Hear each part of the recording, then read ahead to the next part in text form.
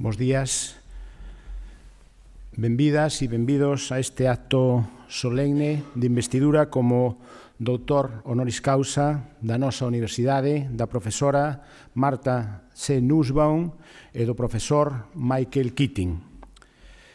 Prégolle á secretaria xeral que vai a buscar os padriños, a doutoranda e o doutorando.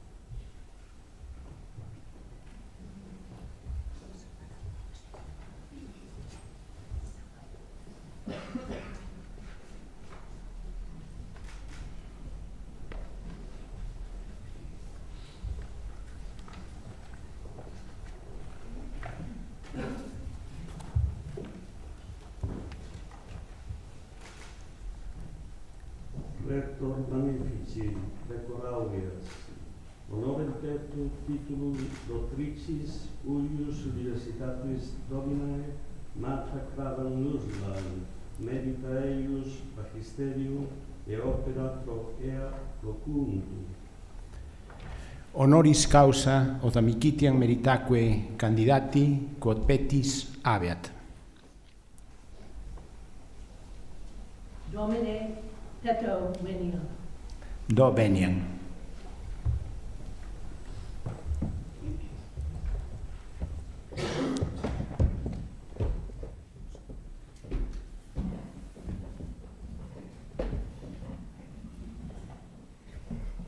President Antonio Lopez Diaz, General Secretary Dulce Maria Garcia Melia, Professor Martín González Fernández, Professor Xavier de Donato, faculty and students of the university, I would first like to express my very great gratitude for the profound honor of this honorary doctorate.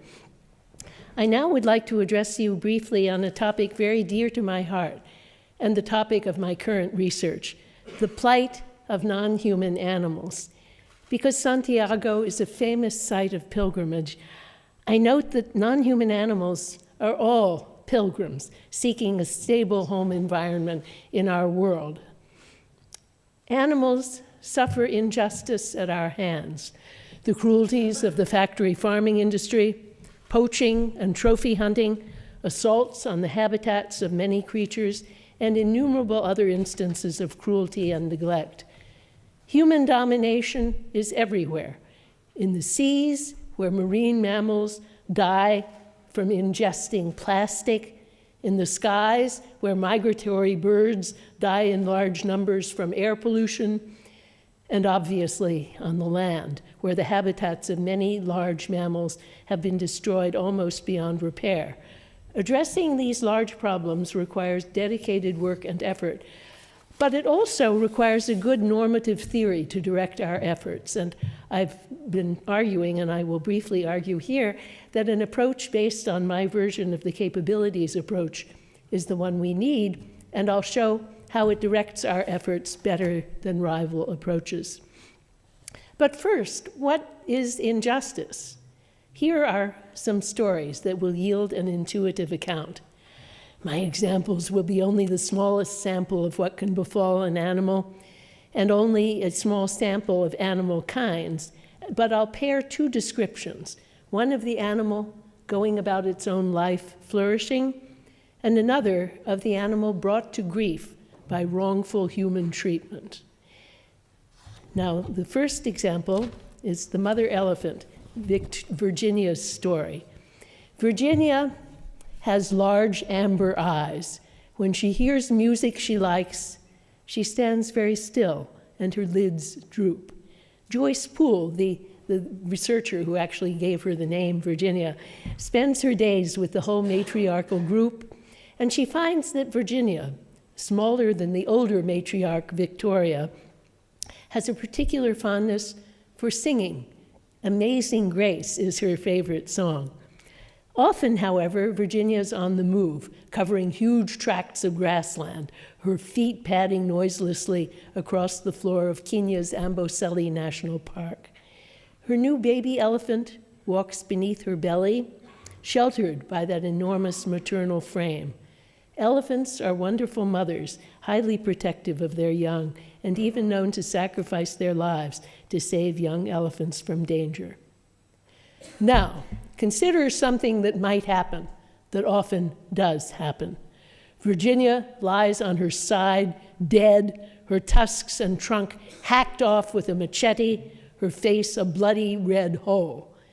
The ivory trade flourishes despite many attempts to curb it, and the market for animal trophies, such as tails and trunks, flourishes with few impediments.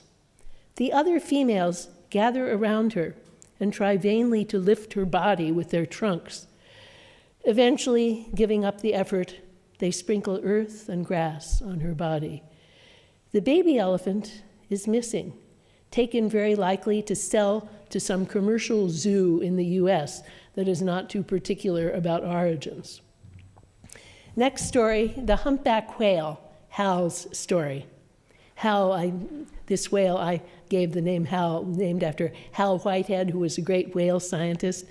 Our small whale watching boat cuts through the choppy surf off of Australia's Great Barrier Reef.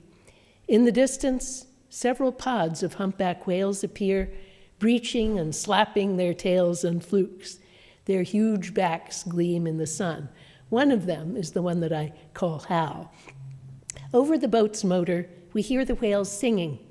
The patterns of sound, too complex for our ears to chart them, although we know that humpback whale song has a complicated syntactic structure and enormous variety and is constantly changing, sometimes apparently out of sheer fashion and interest in novelty. The sound is beautiful to us and profoundly mysterious. Now, look at Hal, washed up dead on a beach in the Philippines. His once healthy frame is emaciated. Inside, researchers find 88 pounds of plastic trash, including bags, bottles, cups, and other single-use items. Another whale, similarly choked on plastic, was actually found to contain among the refuse a pair of flip-flops. Hal has starved to death. Plastic gives whales a sensation of fullness, but no nutrition. Eventually, there's no room for real food to enter, and some of the plastic in Hal's stomach had been there so long that it had calcified, turned into a plastic brick. He will not sing again. And third, the sow, the story of Empress of Blandings. So this is a fictional pig, as you'll see. I couldn't find a real live pig that's being well treated, so this is why I choose this one. The Empress of Blandings is a noble black Berkshire sow of enormous size, cared for as a favorite companion on the estate of Blandings Castle in the novels of P.G. Wodehouse. She loves her trough, where appetizing food is always offered her by her human caretaker, whose name is Cyril Wellbeloved. When Wellbeloved has to go to jail for drunken and disorderly conduct, however, the Empress begins to pine and loses her appetite. Her human family, especially the very pig-focused Lord Emsworth, worry helplessly about her, tempting her with various treats, but in vain. But by a stroke of good fortune, Jamie Belford turns up at Blandings, and his skill in hog calling, learned during a period of work on a farm in Nebraska, brings the Empress back to her usual good spirits. She eats with gusto, making, quote, a sort of gulpy, gurgly, plobby, squishy, wafflesome sound that delights Lord Emsworth. Shortly thereafter, she wins her first silver medal at the 87th Shropshire Agricultural Show in the Fat Pigs category. Now, imagine a very different life for the Empress. Instead of flourishing among the kindly people and the fostering surroundings of Blandings Castle, and in the gentle world of P.G. Wodehouse, where all beings are treated with love and humor, the Empress has had the bad fate to be living on a hog farm in Iowa in the early 21st century. Now, newly pregnant, she's been thrust into what's called a gestation crate, which is a narrow metal enclosure just the size of her body, with no bedding, floored with slats of concrete or metal to allow waste to descend into sewage lagoons below. The Empress cannot walk or even turn around, and she can't lie down. No kindly hog caller speaks to her. No pig-loving humans admire and love her. No other pigs or farm animals greet her. She's just a thing, a breeding machine.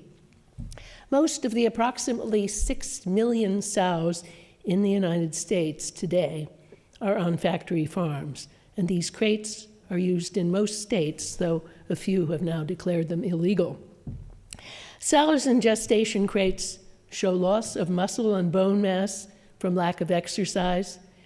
They exhibit behaviors such as bar biting and tongue rolling, indicative of boredom and frustration.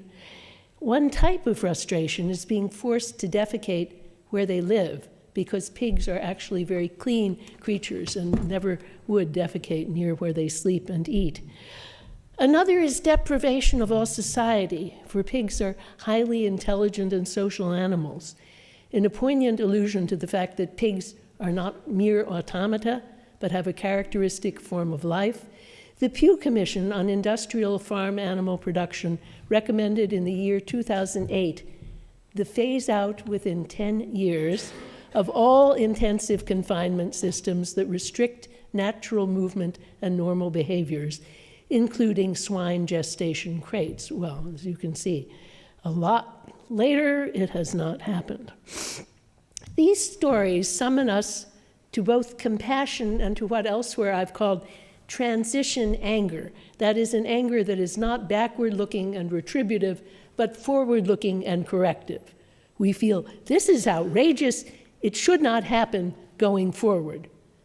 But why do we react this way? What do our three stories have in common? First, in all three cases, we're aware that we're dealing with a sentient being, a creature who feels pain, who perceives, who has its own perspective on the world. Second, the creature is trying to live, and to live a life characteristic of an animal of that kind.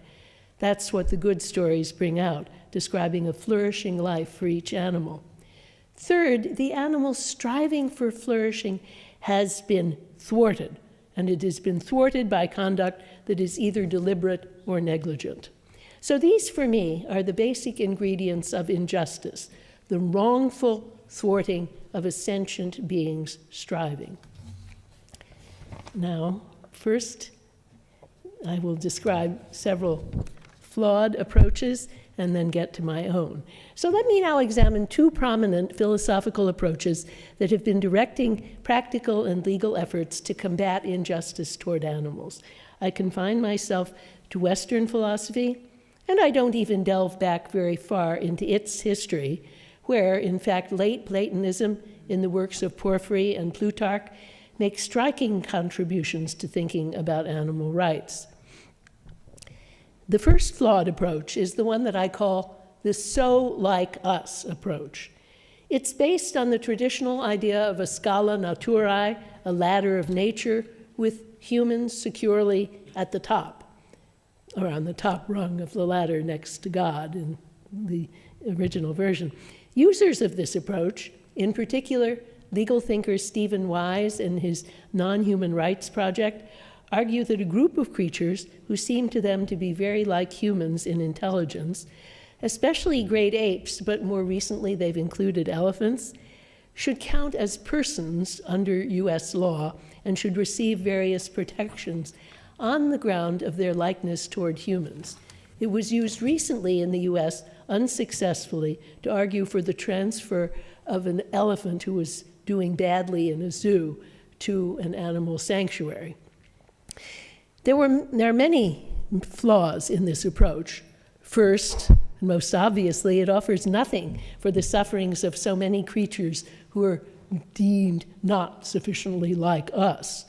Indeed, by offering similarity to humans as the decisive reason for good treatment, it discourages attention to the predicaments of other animals. Second, it's deeply flawed empirically and lacking in curiosity.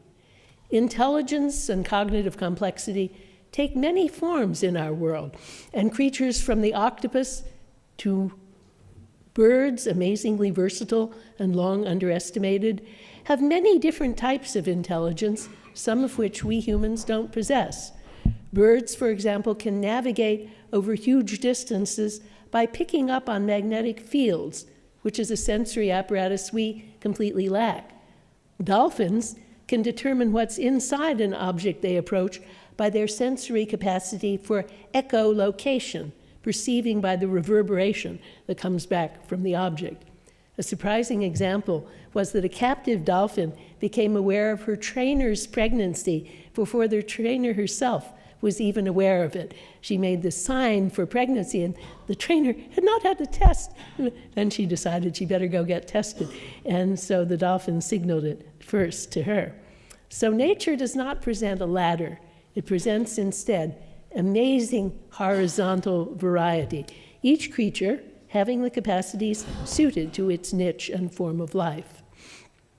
Third, the approach values animals for the wrong reasons, because of us, not because of them. It's narcissistic and complacent, first assuming our first place value, and then conceding that a few other creatures manage to attain value by likeness. But an animal's goals are its own, as is its life.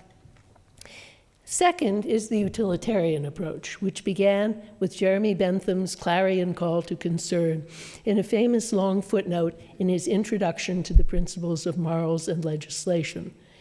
Bentham's overall view holds that the only good thing is pleasure and the only bad thing is pain.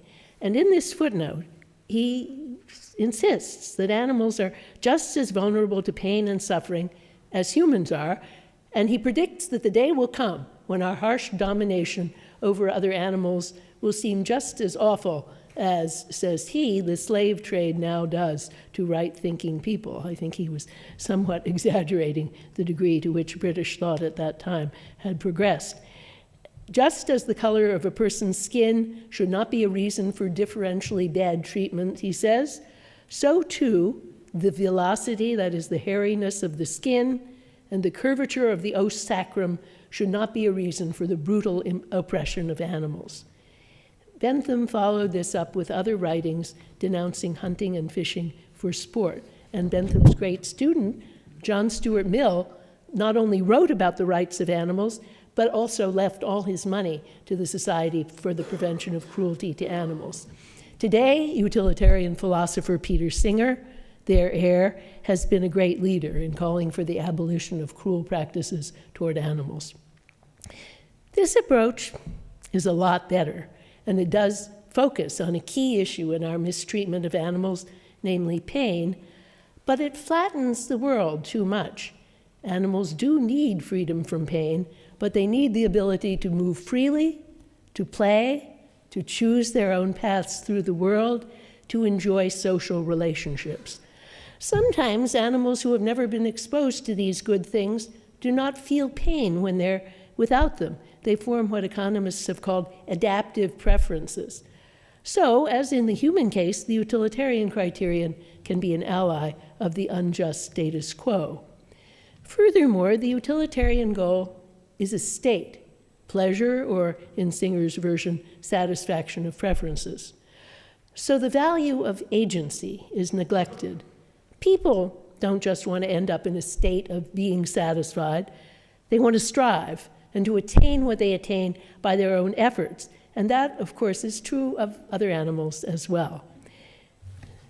So those are serious flaws.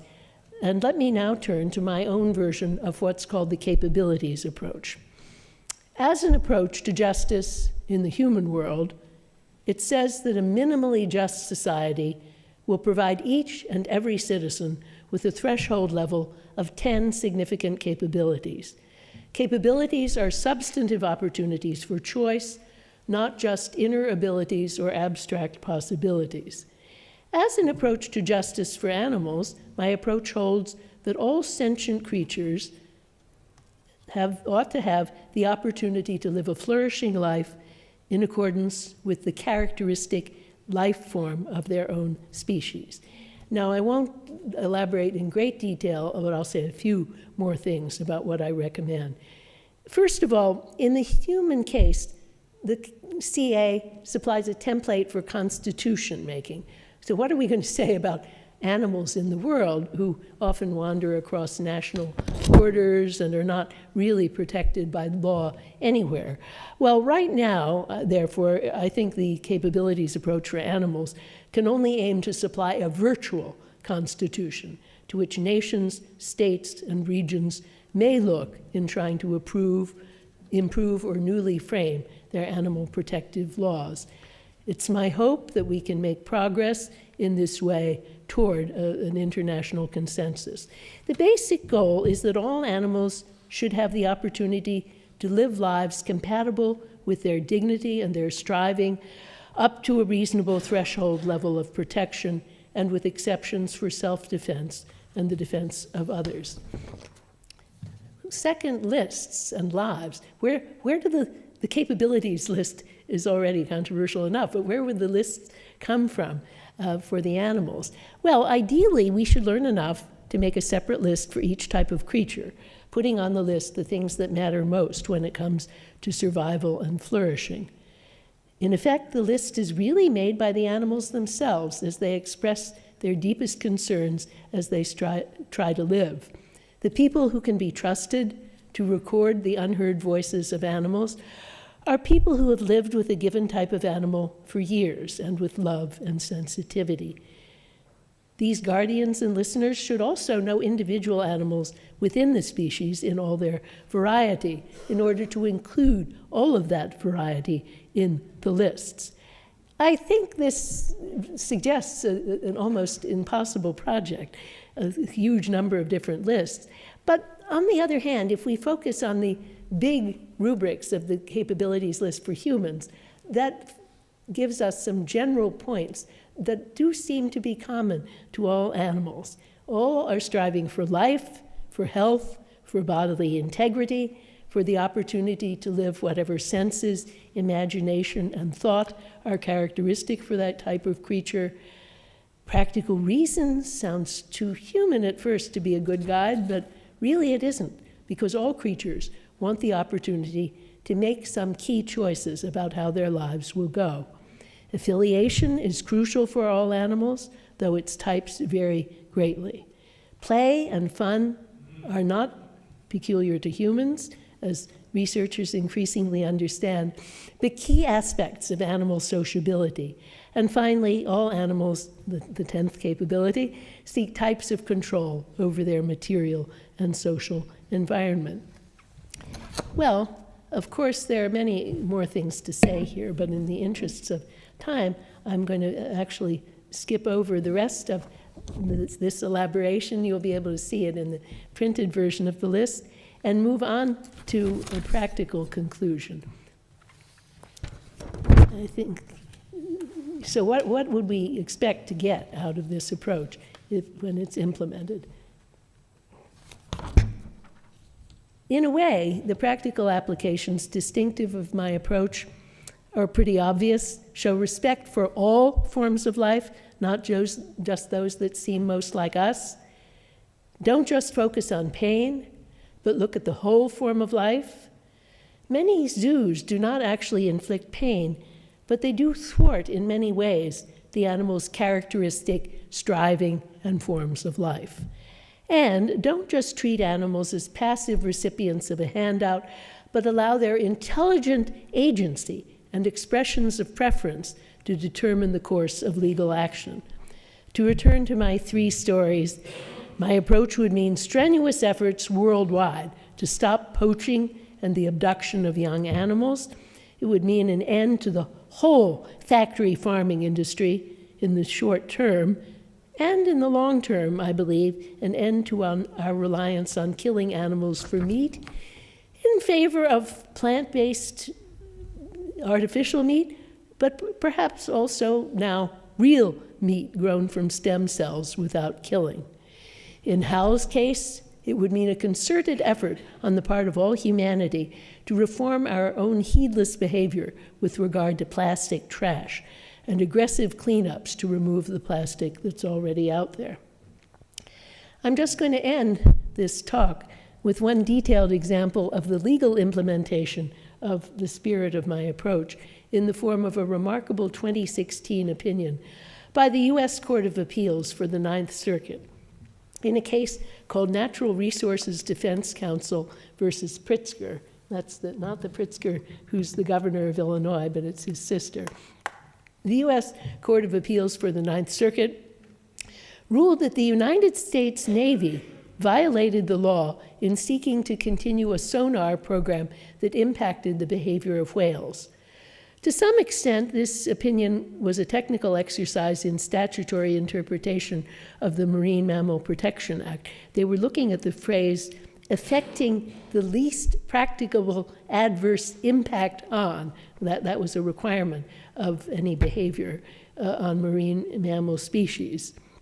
What is significant and fascinating is that the argument relies heavily on a consideration of whale capabilities that the program disrupts. And here I'll quote from the opinion. Effects from exposures below 180 decibels can cause short-term disruption or abandonment of natural behavior patterns. These behavioral disruptions can cause affected marine mammals to flee an insonified area, to stop communicating with each other, to cease foraging for food, to separate from their calves, and to interrupt mating.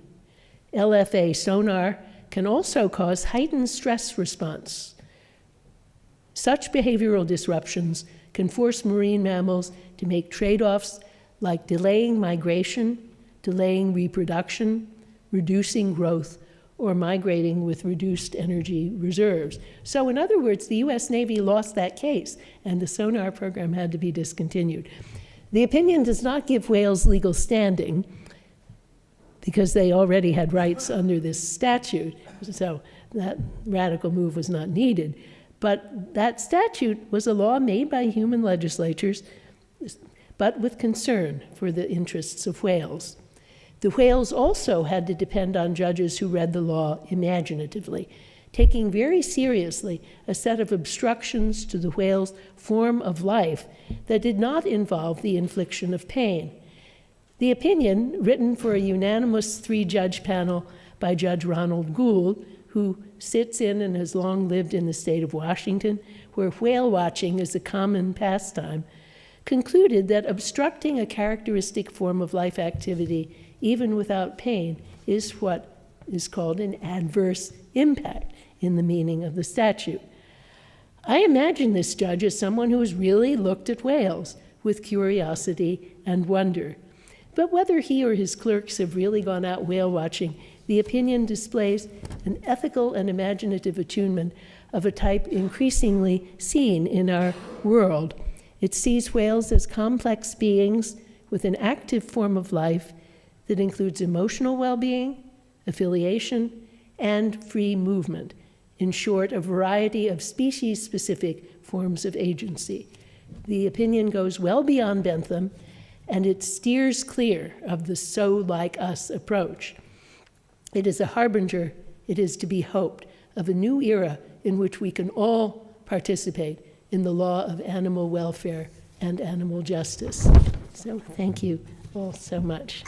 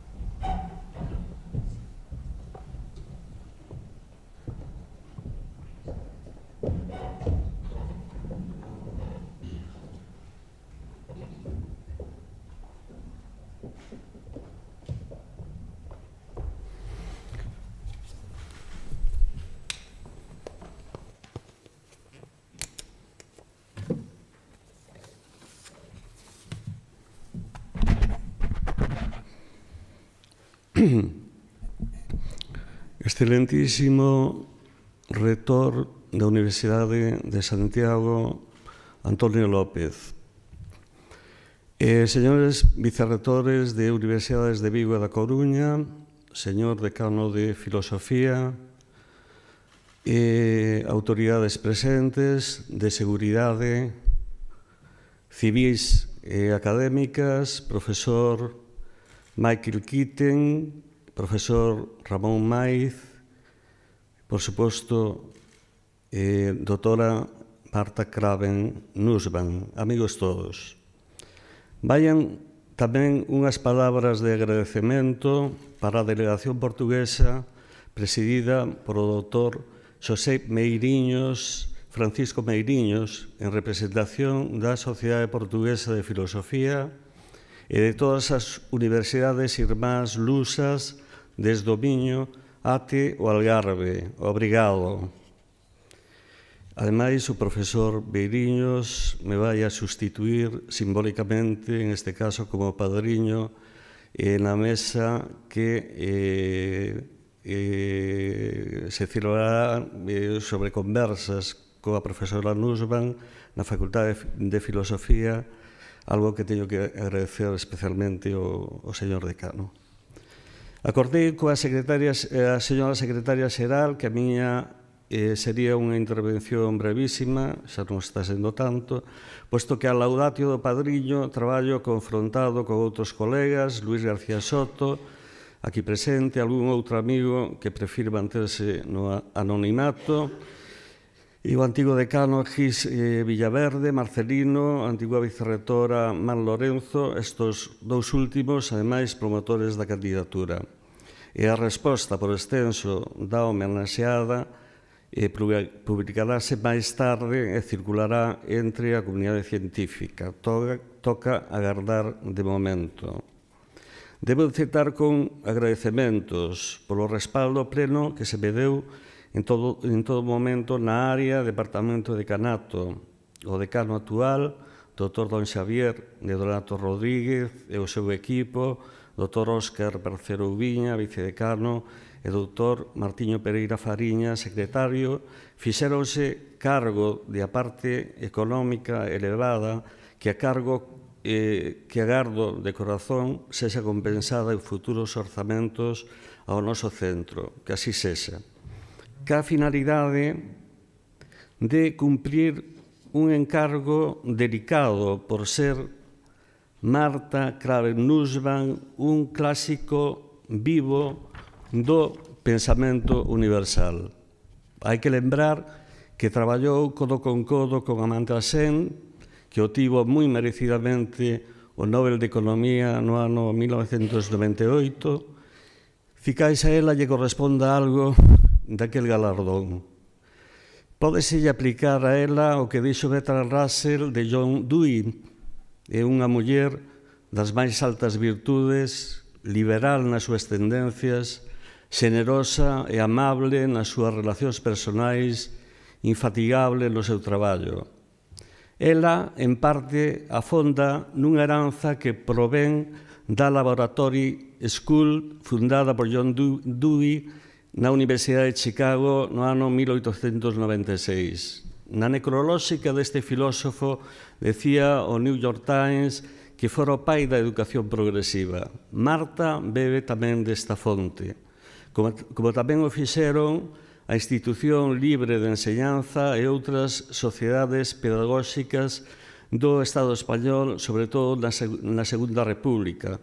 E, por suposto, a sección de Pedagogía do Seminario de Estudos Galegos, fundada no 1933 e aínda hoxe toda a aventura de a Escola Nova Galega impulsada por Emilio Barreiro Rodríguez, que xa lo está entre nós, Vicente Peña Saavedra, Antón Costa Rico e tantos outros pedagogos da USC nos últimos tempos, sobre todo o Aveiro, o lume da revista Sarmiento, revista galego-portuguesa de Historia da Educación. Non en van o último citado, Antón Costa, que o puido pillar fai 2 meses en Portugal, o mellor habría tido algún problema por o homónimo, editou no 2016, versión para o galego, unha obra maior de John Dewey, Democracia e Educación, nas prensas universitarias da USC, o noso espello académico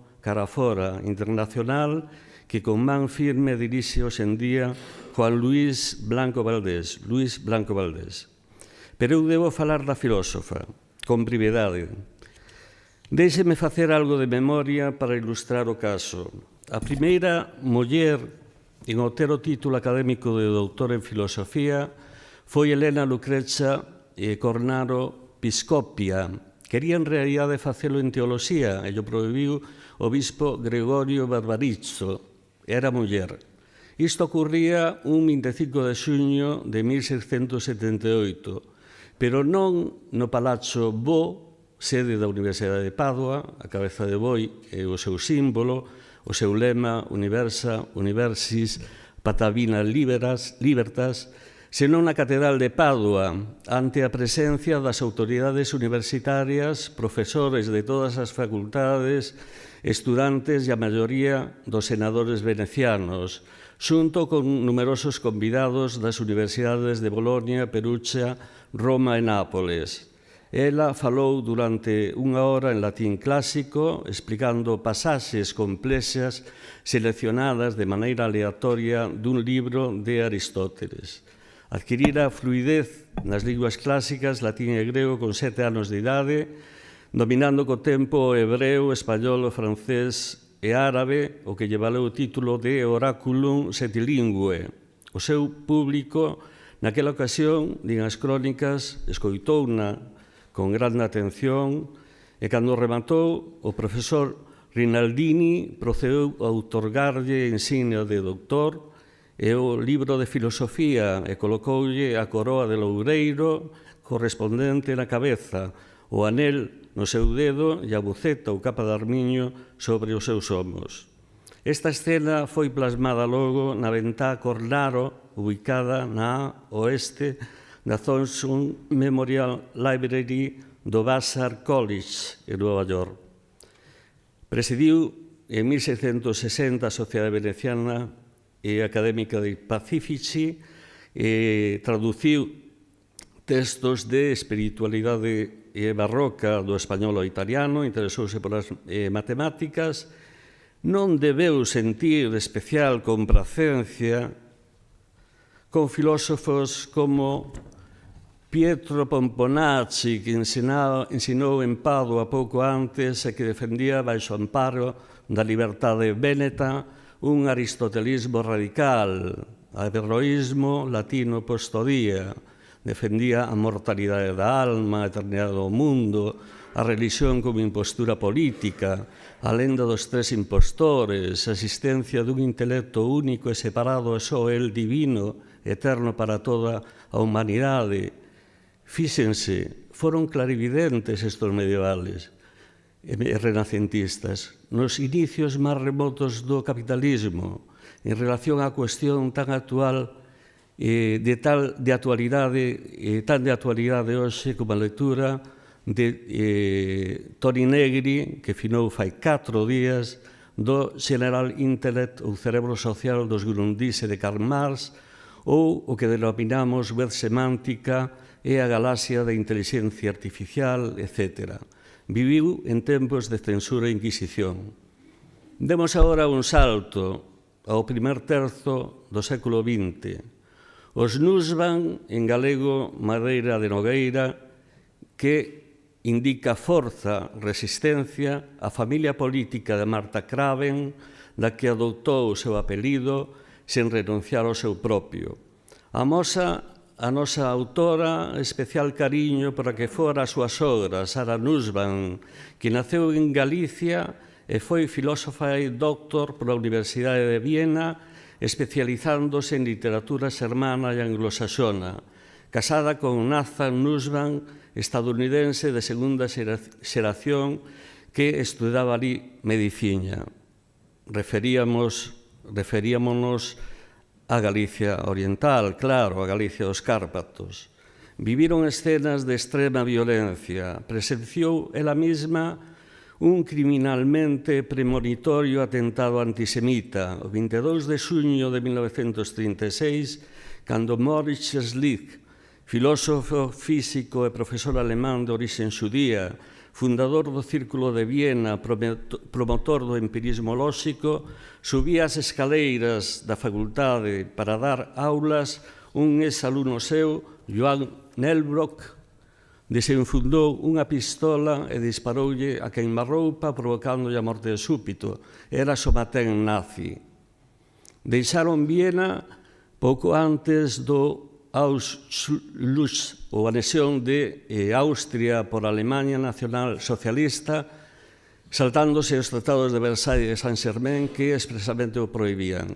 A filosofía é profesión de risco, pero non lle pregunten a Martin Heidegger, que está morto. Íanse incorporando xa algunhas outras mulleres á academia e á filosofía. E chegamos a Marta, neste breve percorrido. Non viviu nin censura nin fogueiras. O dogo e o Senado da Venecia das Libertades, que permitía o aristotelismo radical nas súas universidades, foi quen de consentir que a Inquisición veneciana lle entregase a romana baixo pena de excomunión xeral dos habitantes da Lagoa o corpo de Giordano Bruno de Nola, procesado queimado vivo no 1600 no romano Campo de Fiori. A súa alma voaba xa cara á súa auténtica patria, as estrelas dun universo infinito e un tempo eterno e circular. Así de frágil é a liberdade de expresión onte e hoxe. Tampouco Marta sufriu especiais violencias, salvo as negras sombras que lle foi dando a vida, pero ela coñece ben o mecanismo da traxedia ática e os lemas do estoicismo helenístico, anέχon, kai apέχon, bastante soporta, de Epíteto.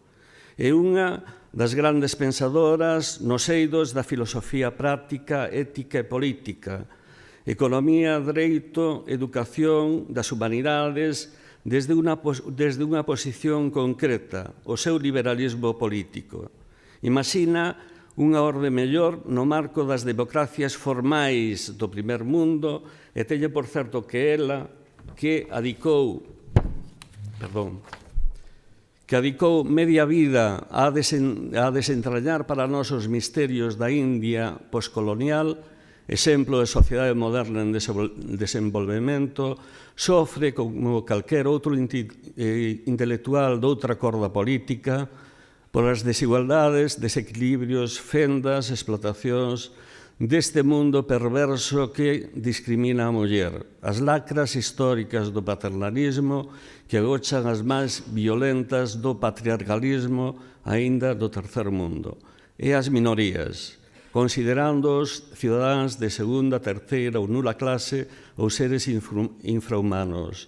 Loitou tamén, por certo, coa súa desaparecida e cara filla Rachel, poro dos dereitos dos animais e defendeu con azos a preservación de ecosistemas. A súa filla faleceu no 2019 e lle pido un aplauso para ela por este feito, en memoria da súa filla.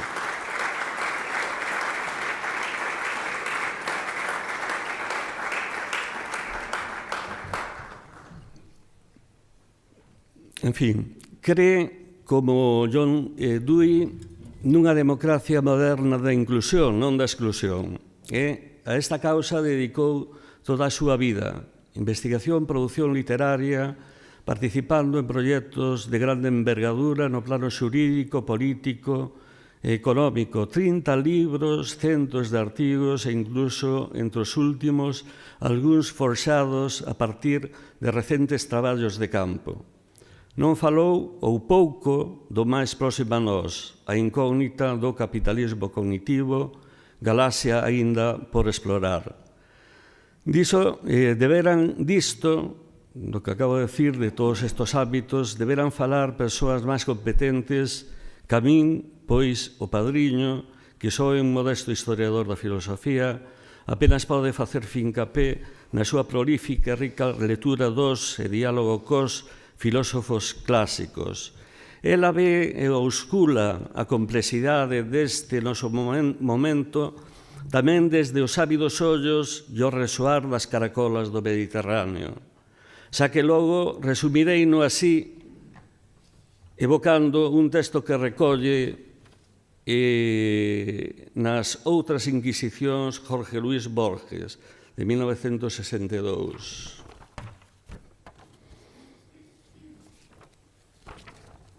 Observa Samuel Taylor Coleridge, biografía literaria, 1817, que todos os homes nacen aristotélicos ou platónicos. Os últimos senten que as clases, as ordes e os xéneros son realidades. Os primeiros que son generalizacións. Para estes, a lingua non é outra cousa que un aproximativo xogo de símbolos, para que eles é o mapa do universo. O platónico sabe que o universo é, de algún modo, un cosmos, unha orde. Esa orde, para o aristotélico, pode ser un erro ou unha ficción do noso coñecemento parcial.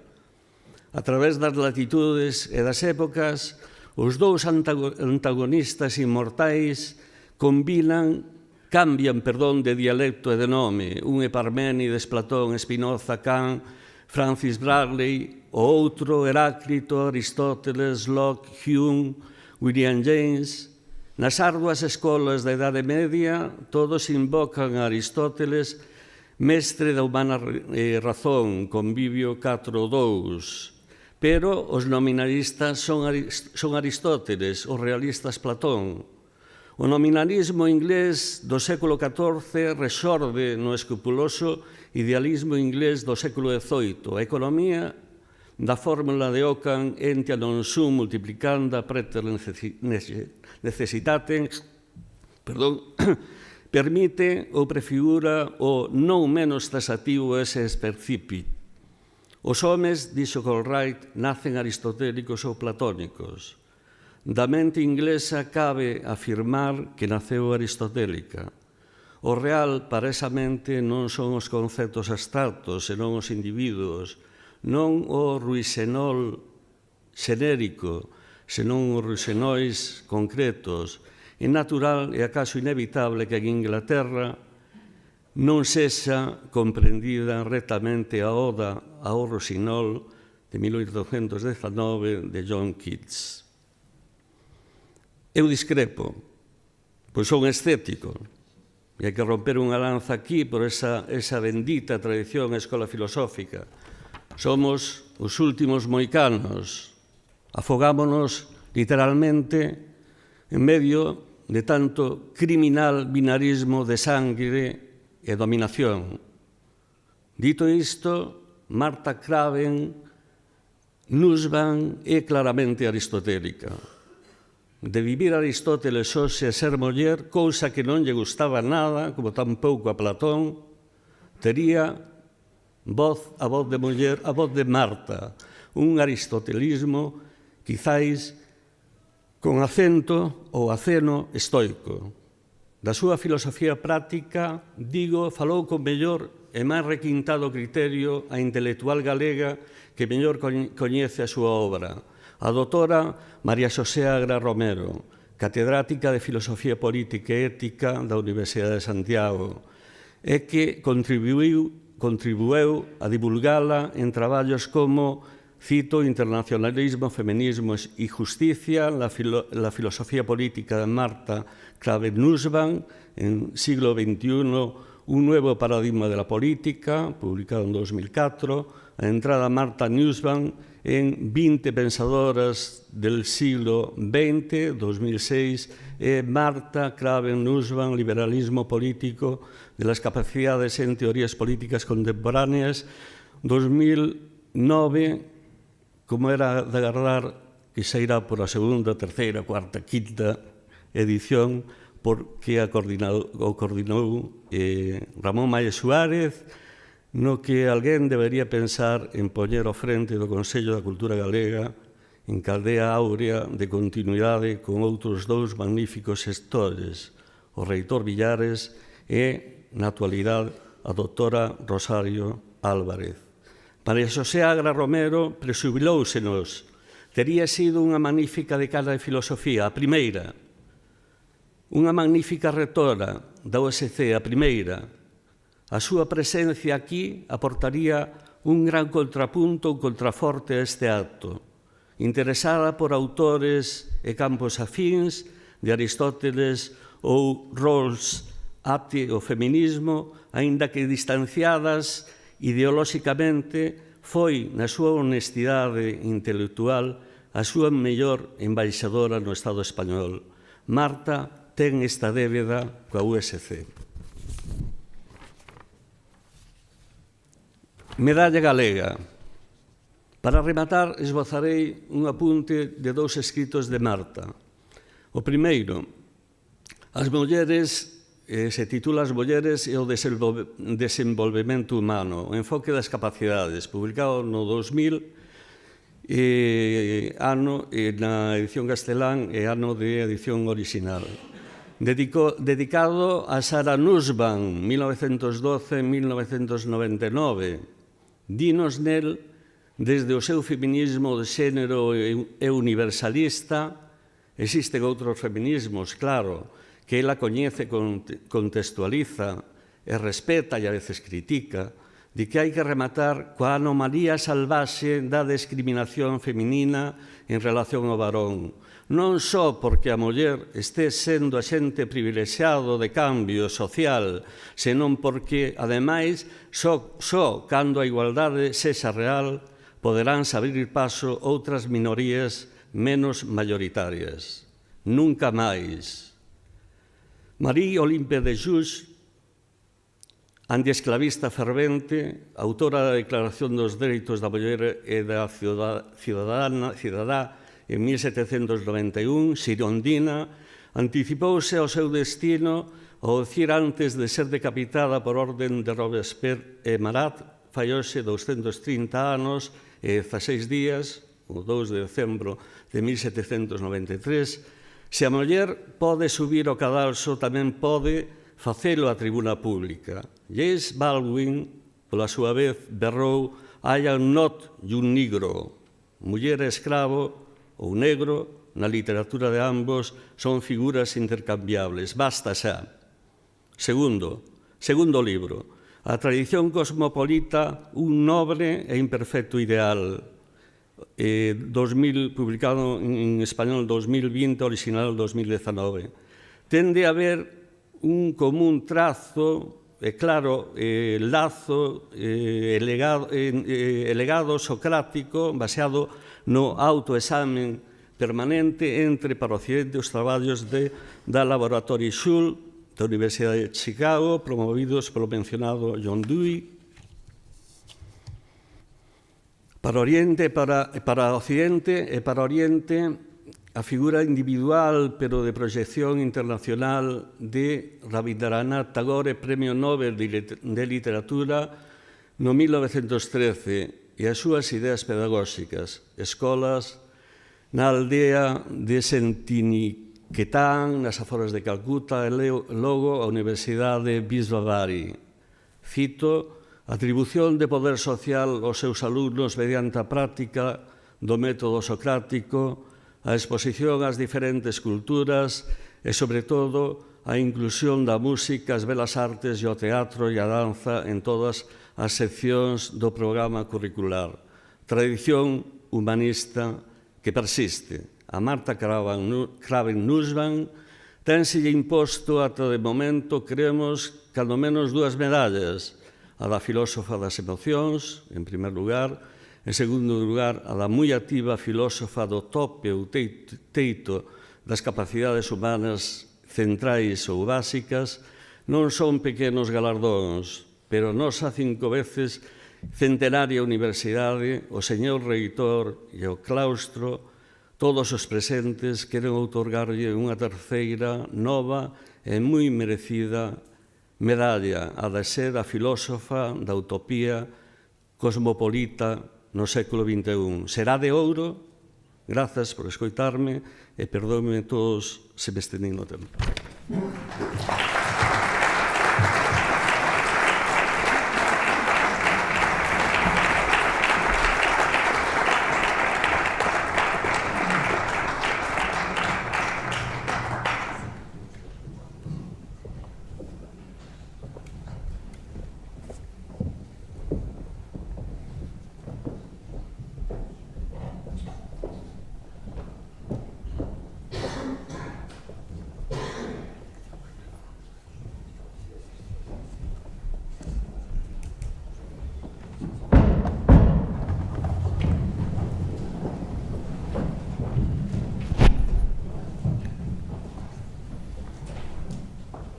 Autoritate igitur mi concessa legibus regni, tibi domina Marta C. Nussbaum, confero gradum Doutores Honoris Causa in Filosofía, e comito praeclaro domino Martín González, patrono tuo, usted insignibus decoralibus decoret.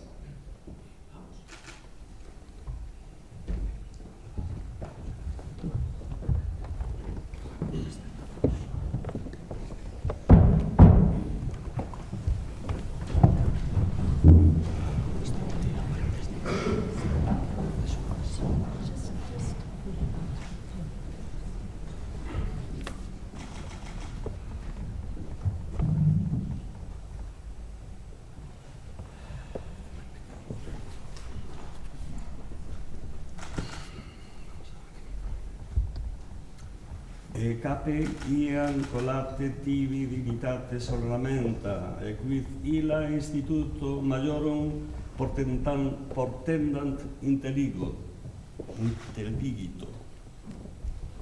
Should I face this?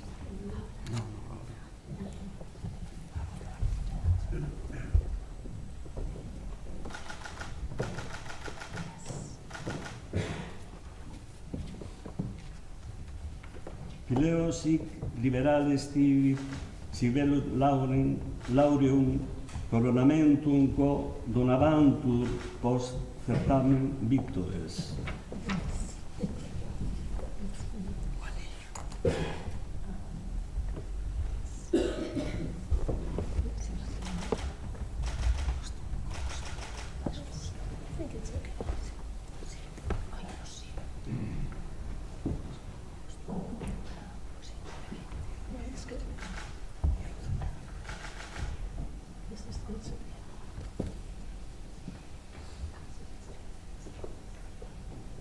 Illus animo tecum reputa, nil esse literes et doctrina praestantius, nil sapientia nobilius eius regi causam aureum annulum, quo olim primores in republica insignievantur, tibi deferendum concedimus.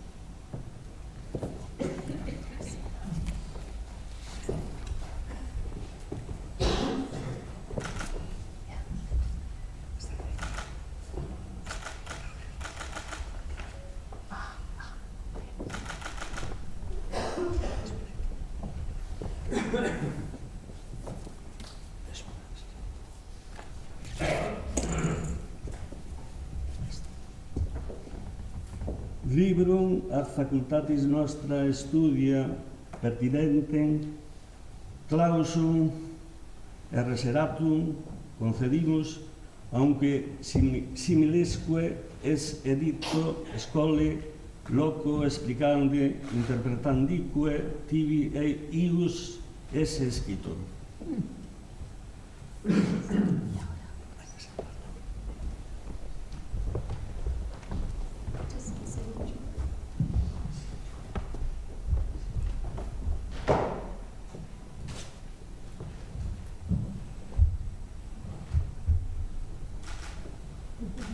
Celébrase in sapientia cattedra uninde in academia in regno docea judices opituleris.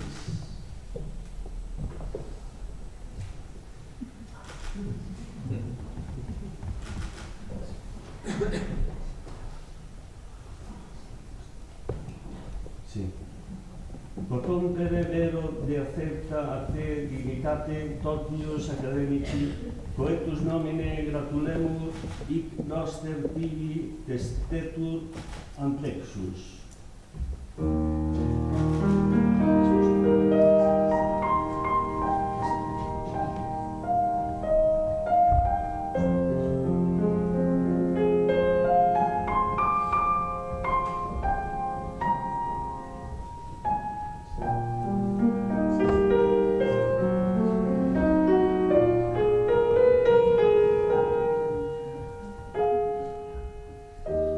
Je voulais ce matin te rapporter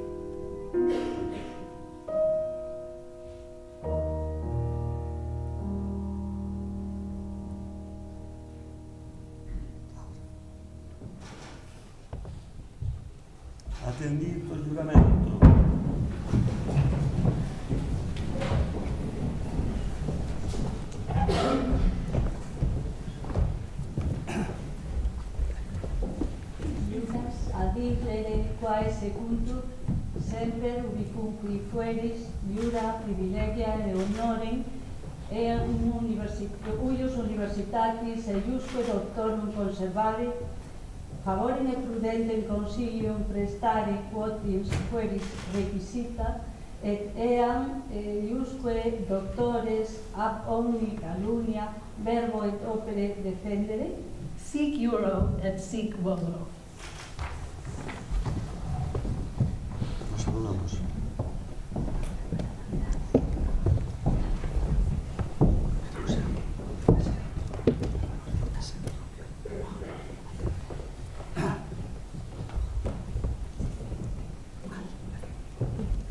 Egregia Domina Marta C. Nussbaum, te admito et incorporo in collegium doctorum Universitatis Compostelae, cum omnibus honoribus libertatibus essentionibus et privilegis cuius gaudem et possum gaudere ali similes doctores in Compostelanium studio et ubicunque terrarum in orbe, et titulum uius admissiones et incorporationis tibi confero.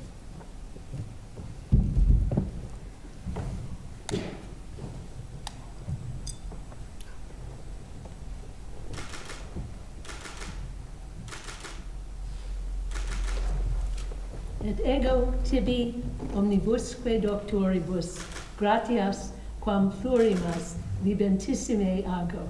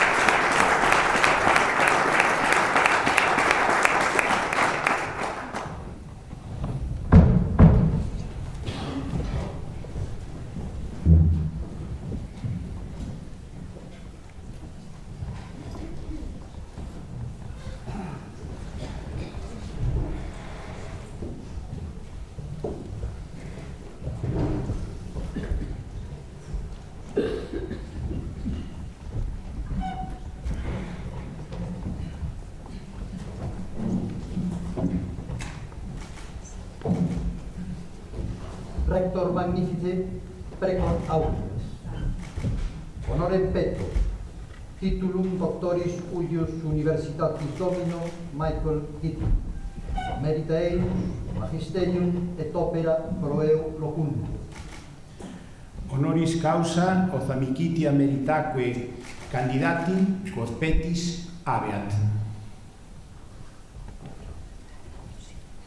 Domine Petro venia. Do venia.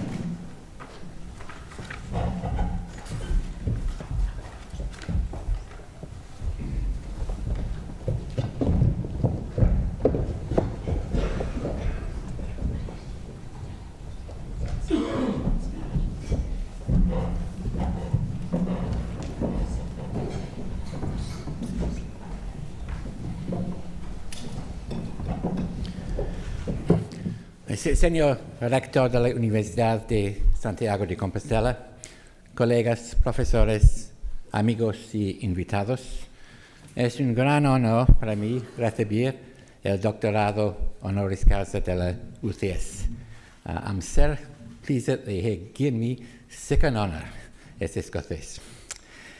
Yo conozco la Universidad de Santiago desde 30 años, cuando en el año 1993 fui invitado, año jacobeo, por casualidad, como es este año, fui invitado por mi colega, el profesor Carlos Pereira, y entonces por el profesor Ramón Máiz, para visitar Santiago durante unos meses para perseguir mis trabajos sobre el regionalismo, nacionalismo en España. Durante estas 3 décadas hemos organizado varios encuentros, seminarios, intercambios de alumnos, intercambios de ideas sobre nuestros intereses en común, sobre la política y notablemente la política territorial. Hemos experimentado experiencias intelectuales, pero también experiencias gastronómicas entre Escocia y Aberdeen. Hemos disfrutado el buen vino de Galicia, el whisky de Escocia, los mariscos de ambos países. Y en el curso de hemos descubierto nuevas ideas, nuevas perspectivas sobre la realidad social. Es notable también que la Universidad de Santiago de Compostela y mi Universidad de Aberdeen en Escocia fueron fundadas en el mismo año, en 1495, como productos del Renacimiento europeo de esta época. Yo conozco la Galicia también por la obra de mi tía, la profesora Elizabeth Keating, que hizo su tesis doctoral en los años 60 del último siglo sobre el poeta famoso gallego Valle Inclán y sus relaciones con los escritores contemporáneos en Irlanda de esta época del Renacimiento irlandés. Yo soy también de origen irlandés y escocés. Y después mi tía publicó un libro sobre afinidades culturales entre Galicia y Irlanda. Yo me siento siempre a casa aquí en Galicia en consecuencia de esas afinidades culturales entre los dos territorios. Actualmente yo tengo un pequeño proyecto de investigación post-jubilación, un Emeritus Fellowship, sobre el tema del celtismo en la política. Es un concepto contestado, difícil, pero hay un elemento de cooperación entre las llamadas naciones celtas. Es por esta razón que yo continúo a visitar Galicia. Pero para mí, Santiago no es únicamente un lugar de trabajo, es un lugar de historia, un lugar de arquitectura magnífica y de ocio. Incluso este año mi mujer y yo pasamos una semana muy agradable en el camino portugués. Sí, estamos muy felices de estar aquí en Galicia y en Santiago. En mi carrera académica de 50 años más o menos, he trabajado sobre varios asuntos: la política territorial, nacionalismo, política europea, política de integración europea, política de Escocia, británica, etc. Pero si hay un tema en común, es la interdisciplinariedad y el pluralismo metodológico en ciencias sociales. Sí, yo tengo una disciplina, es ciencias políticas, pero soy también historiador, purista, etc. Este interés en la interdisciplinariedad y pluralismo es cada vez más una preocupación, porque no soy muy optimista sobre la dirección de las ciencias sociales en estos años. Dos elementos caracterizan las ciencias sociales. El primero es que el mundo social, y en ciencias sociales nuestro interés es en el mundo social, no únicamente el mundo físico. El mundo social es muy complicado y más grande de la capacidad de una cerebro humana de entender todo. Pues la complejidad es un elemento muy importante. El segundo es que Se trata de los seres humanos con su voluntad propia, no como objetos, pero seres humanos que tienen su propia capacidad de actuar, capacidad de reaccionar, y las relaciones entre seres humanos. Y no es posible entender esta realidad, esta complejidad, desde un enfoque único, pues es necesario disciplinas en ciencias sociales. No hay únicamente ciencias sociales, hay disciplinas política, económica, economía, socialidad. He aprendido hoy que hay colores, distintos colores para las distintas disciplinas en ciencias sociales. Es una reflexión de la riqueza, la capacidad de comprender el mundo desde perspectivas distintas. Y hay disciplinas relacionadas fuera de las ciencias sociales en su definición estricta. Hay historia, hay geografía, hay derecho, hay disciplinas fuera de ciencias sociales y humanidades, hay física, etc. Pero disciplinas en ciencias sociales son herramientas, no son más que herramientas, no son identidades, no son tribus, no son grupos, son únicamente herramientas. Ellos proporcionan perspectivas sobre la realidad social. Y hace falta varias perspectivas para entender la complejidad de lo que es la vida humana. Sus conclusiones son siempre provisionales. No hay certidumbre en ciencias sociales. En este momento, hoy día, soy jubilado, pero estoy muy ocupado estos días porque tengo el privilegio de ser secretario general de la Royal Society of Edinburgh, la Academia Nacional de Escocia. Y la gran riqueza del Royal Society of Edinburgh es que en la misma academia hay todas las disciplinas, en ciencias físicas, en ciencias sociales, humanidades, los artes, etc. Es un gran valor del trabajo del Royal Society of Edinburgh. De un lado es que tenemos todas las disciplinas presentes, de otro lado es la relación entre el trabajo académico y la práctica, la vida, la sociedad, y la capacidad de transmitir nuestros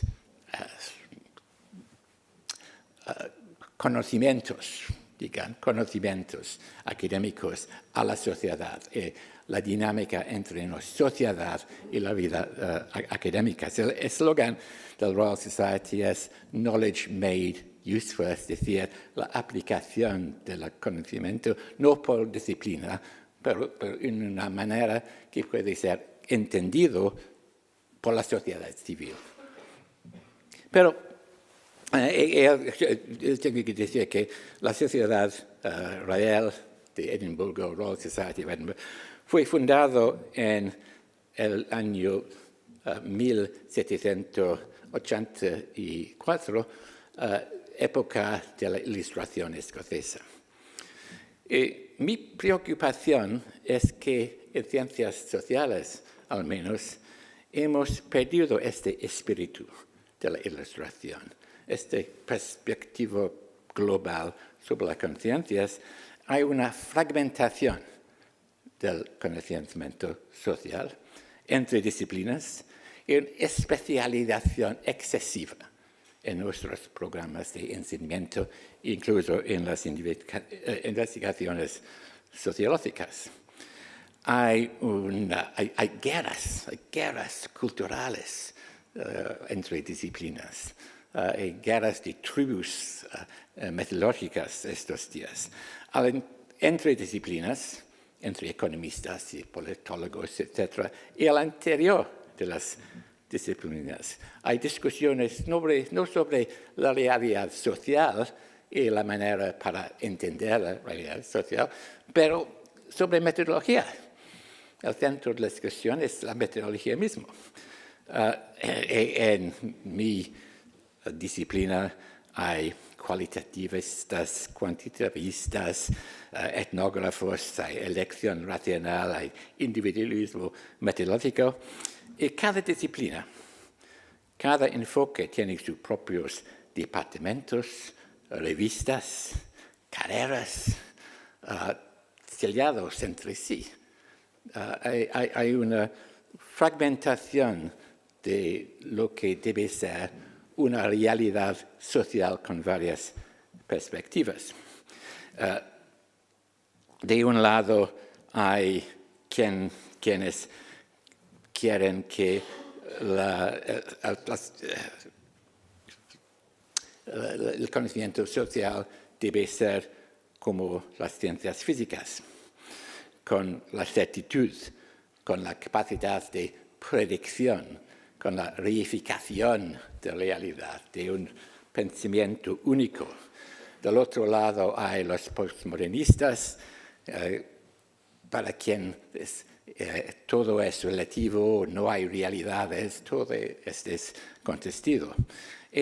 Mi trabajo es de aliar una vía media, diciendo que sí hay una realidad social, no hay hechos alternativos como dicen los trumpistas en los Estados Unidos, pero sí hay distintas perspectivas, sí hay distintas interpretaciones de realidad, hay distintos enfoques. Es por la combinación de estos distintos enfoques que se puede apreciar e entender la complejidad de la vida social. Pero hay otro problema. Hay un abismo en mi disciplina entre la investigación empírica y la filosofía, que trata de los valores. Incluso que hay un área de ciencias políticas que se llama pensamiento político, political theory, teoría política, que es totalmente distinta de la ciencia política empírica, que es una situación casi imposible, porque es únicamente por los valores que pueden entender la realidad, porque grandes cuestiones en la realidad social tienen un contenido normativo. Por ejemplo, democracia. Democracia no es un concepto puramente empírico, es un concepto normativo. Hace falta integrar las normas en las investigaciones empíricas, como hizo mi colega Martín Nussbaum en su conferencia de ayer, de hace una hora. Cuestiones normativas, la aplicación en derecho, en la política, etc. Este es el espíritu de mis trabajos sobre la realidad de la sociedad complicada. Pues integración de perspectivas, comparación de perspectivas, integración de los valores, el estudio empírico. Es para mí irónico que mientras los científicos sociales intentan inventar los físicos, estos no tienen una paradigma única. Porque en las ciencias físicas hay un pluralismo remarcable. Para los fisicistas estos días, para analizar el nivel de día al día, el nivel meso, hay el paradigma de Newton y física newtoniana, pero cuando ellos tratan de cuestiones macros, universales, hacen falta la relatividad de Einstein. Cuando tratan de cuestiones micros, necesitan la teoría cuantitativa. Pues en las ciencias físicas, las ciencias duras, hay al menos 3 paradigmas Y los sociólogos y los politólogos buscan la unidad, la certeza y la predicción. Es muy irónico. Pues cuando dicen que las ciencias sociales deben ser como las ciencias físicas, yo digo, sí, totalmente, con distintos paradigmas, con distintas maneras de aproximación a la verdad. Es evidentemente para comprender, representar y comunicar las grandes cuestiones del mundo actual, como la crisis climática, los desafíos demográficos.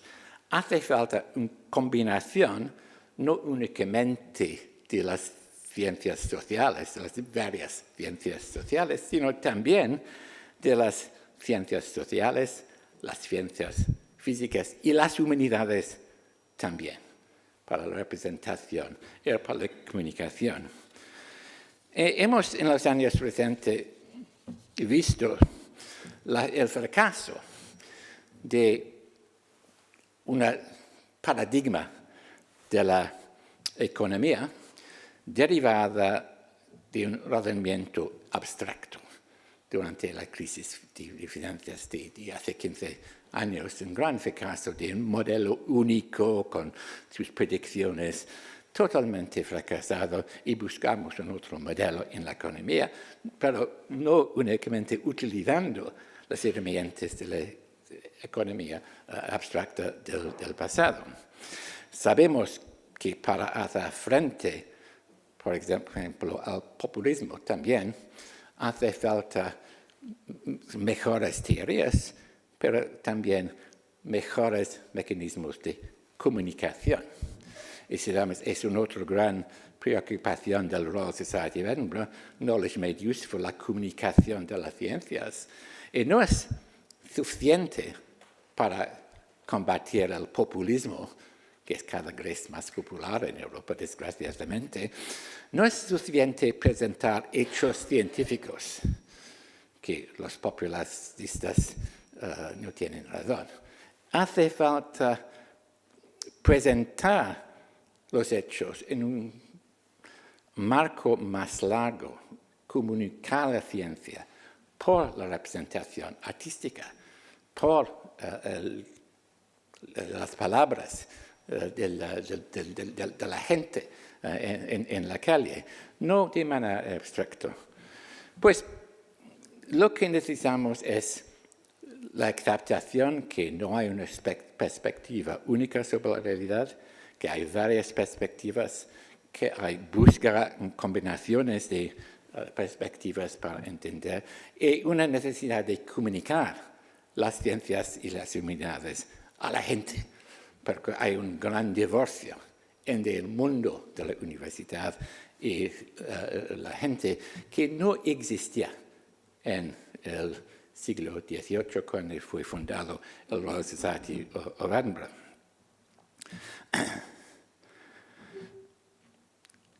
Pues hace unos años estuve profesor a la Universidad Europea en Florencia, Instituto Universitario Europeo. Fue para mí la experiencia más agradable de mi vida académica, experiencia más rica de mi vida académica, porque en esta universidad hay todas las ciencias sociales, sin distinción. Sí hay departamentos. Yo dirijo el departamento de ciencias sociales y políticas. En el interno de este departamento hay 4 disciplinas: política comparada, pensamiento político, relaciones internacionales y sociología. Porque es para mí absurdo, pero es verdad que hay 2 disciplinas en la política. La política, las relaciones internacionales, mundos totalmente distintos, el mundo externo y el mundo interno. Y en Francia no hay un doctorado en política o sociología, hay un doctorado del instituto. Es posible combinar. Los alumnos llegan a Florencia con una idea, con una cuestión y utilizan las herramientas, las teorías, las disciplinas necesarias para afrontar este tema. Fue una experiencia muy rica. También hay en Florencia alumnos doctorandos de todos los países de Europa, con sus tradiciones nacionales, con las tradiciones de pensamiento nacional, porque hay todavía en Europa perspectivas nacionales y hace falta superar estas perspectivas nacionales. Pero todos los alumnos llegan con sus propias ideas. Yo tengo razón, tú tienes error. Hay la realidad, hay la verdad, hay la falsedad. Y con mi colega de la Porta, organizamos un seminario obligatorio en primer año por todos los doctorandos sobre enfoques y metodologías, porque es preciso que los alumnos conozcan las teorías antes de criticarlos y no llegan con perspectivas competitivas distintas. Entonces, pueden combinar enfoques, no de manera eléctrica, sino respetando la necesidad de coherencia. Si hace falta un elemento de historia, elemento de pensamiento político, elemento de sociología, sí es posible. Hemos organizado este seminario sobre un esquema que reconoce diversos niveles en la ciencia política nacional. Estos días en un departamento hay toda una ortodoxia diciendo que hay epistemología, metodología y métodos, es de aplicación de conceptos. Y para donatar a ello, es posible combinar estos diversos niveles. Sí, hay una epistemología, no dictan los métodos, pues en toda la escala es posible hacer combinaciones de distintas perspectivas.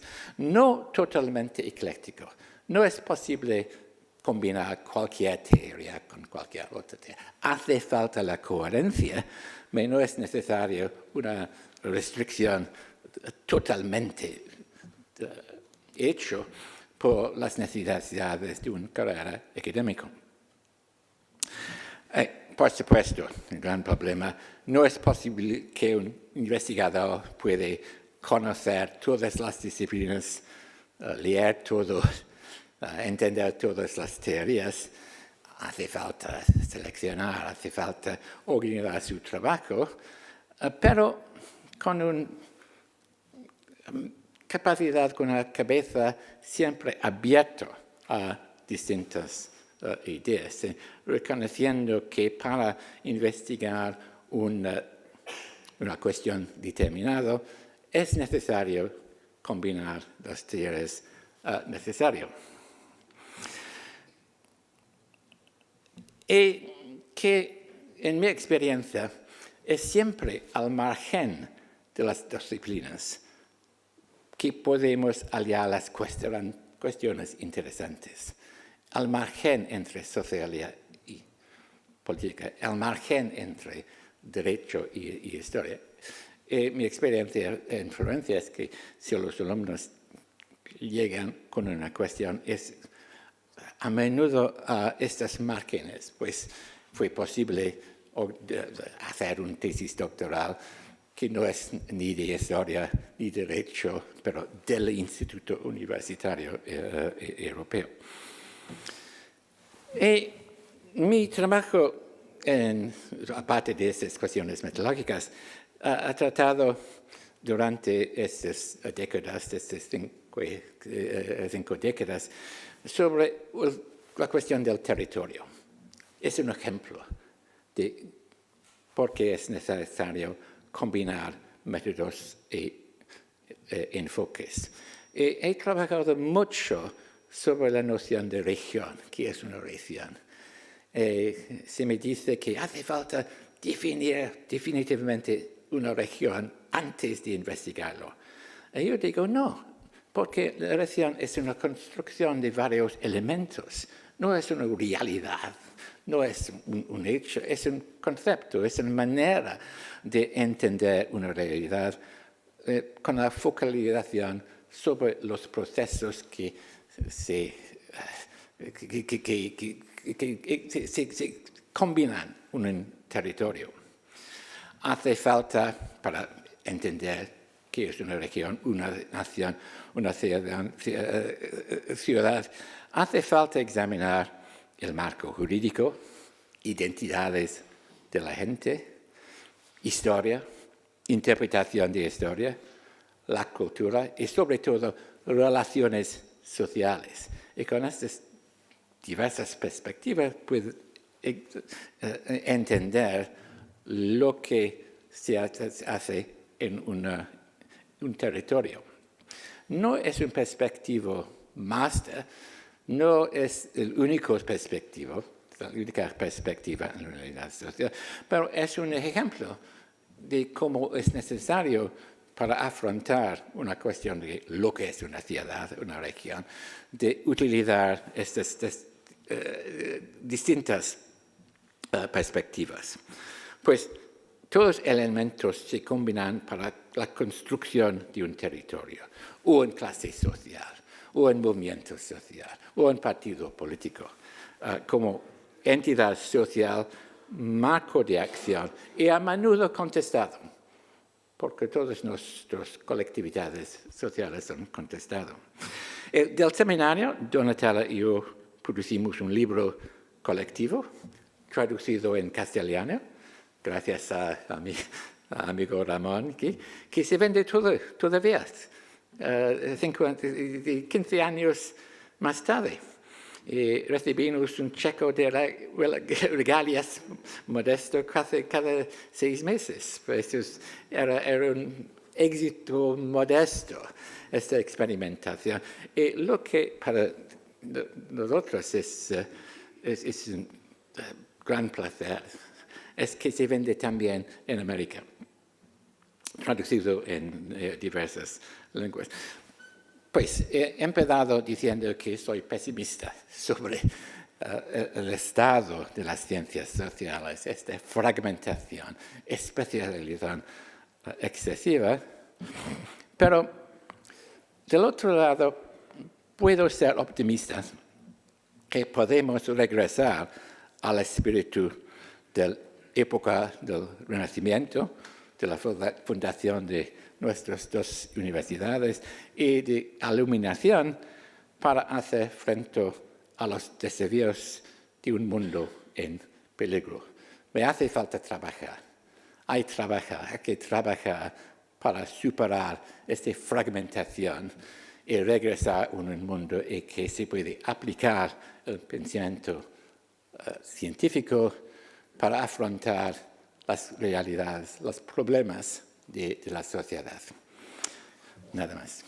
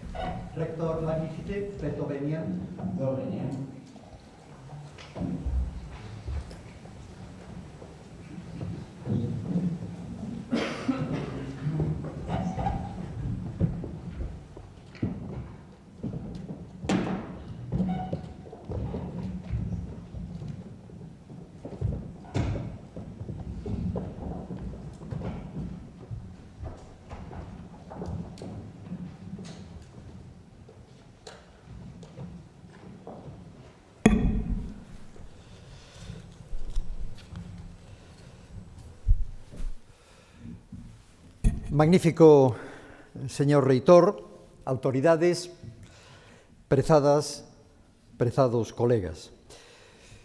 Permítame encetar esta breve laudatio con obrigadas verbas de agradecemento ao Consello de Goberno da Universidade de Santiago de Compostela polo seu apoio á proposta no seu día da Facultade, tamén do Departamento de Ciencias Políticas e Sociais, para nomear o profesor Keating, Doutor Honoris Causa, da nosa alma mater. Ben saben todos os presentes, todas as presentes, que toda laudatio é, por definición, un desafío imposible. No noso caso, como darmos conta cumprida nuns poucos minutos de 50 anos de vida ateigada de ímprobo traballo académico en diversos eidos da ciencia política, tamén da extraordinaria fecundidade dunha produción científica marcada pola excelencia. Despois da súa intervención, e tentando na medida do posible evitar que abolle agás un chisco de nostalgia, esquivarei na miña intervención a melancolía do bello All and Shine de Robert Burns, e por iso, sin embargo, irei alén, e polas razóns que de contado se exporán, da séptica, nua frialdade das cifras e das métricas. Certo que os datos falan por si mesmos, os máis de 40 libros, 100 artigos, 130 capítulos de libros, 40 teses de doutoramento. O profesor Keating, en síntese, é un dos politólogos con meirande índice de impacto da ciencia política europea.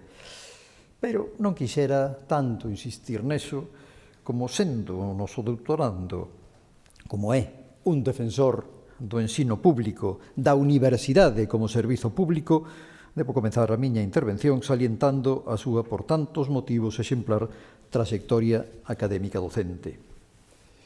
E é que circunstancias tanto de nación como de vocación amosan unha vida académica internacional de moi amplio alento que acumula experiencia, docencia, investigación, mesmo xestión en diversos sistemas universitarios de Europa e Norteamérica. Amoréanse no decurso dos anos docencia de grao, de posgrao e doutoramento en universidades como Glasgow, Essex, Western Ontario, desde logo Aberdeen, Edinburgh, pero tamén durante anos no Instituto Universitario de Florencia, tamén en Sciences Po de París e en España, na Complutense, na Universidade do País Vasco, felizmente tamén en Santiago de Compostela. Decía antes, circunstancias de nación e de peregrinaxe académica que se traducen non soamente, que ele aludía, as tres cidadanías que leva canda sí, irlandesa, escocesa e canadense, senón no seu perfecto dominio da lingua francesa, italiana e castelá. Non só riqueza cultural, senón que isto enxerga unha rara cualidade na súa obra de investigación e de docencia en política comparada.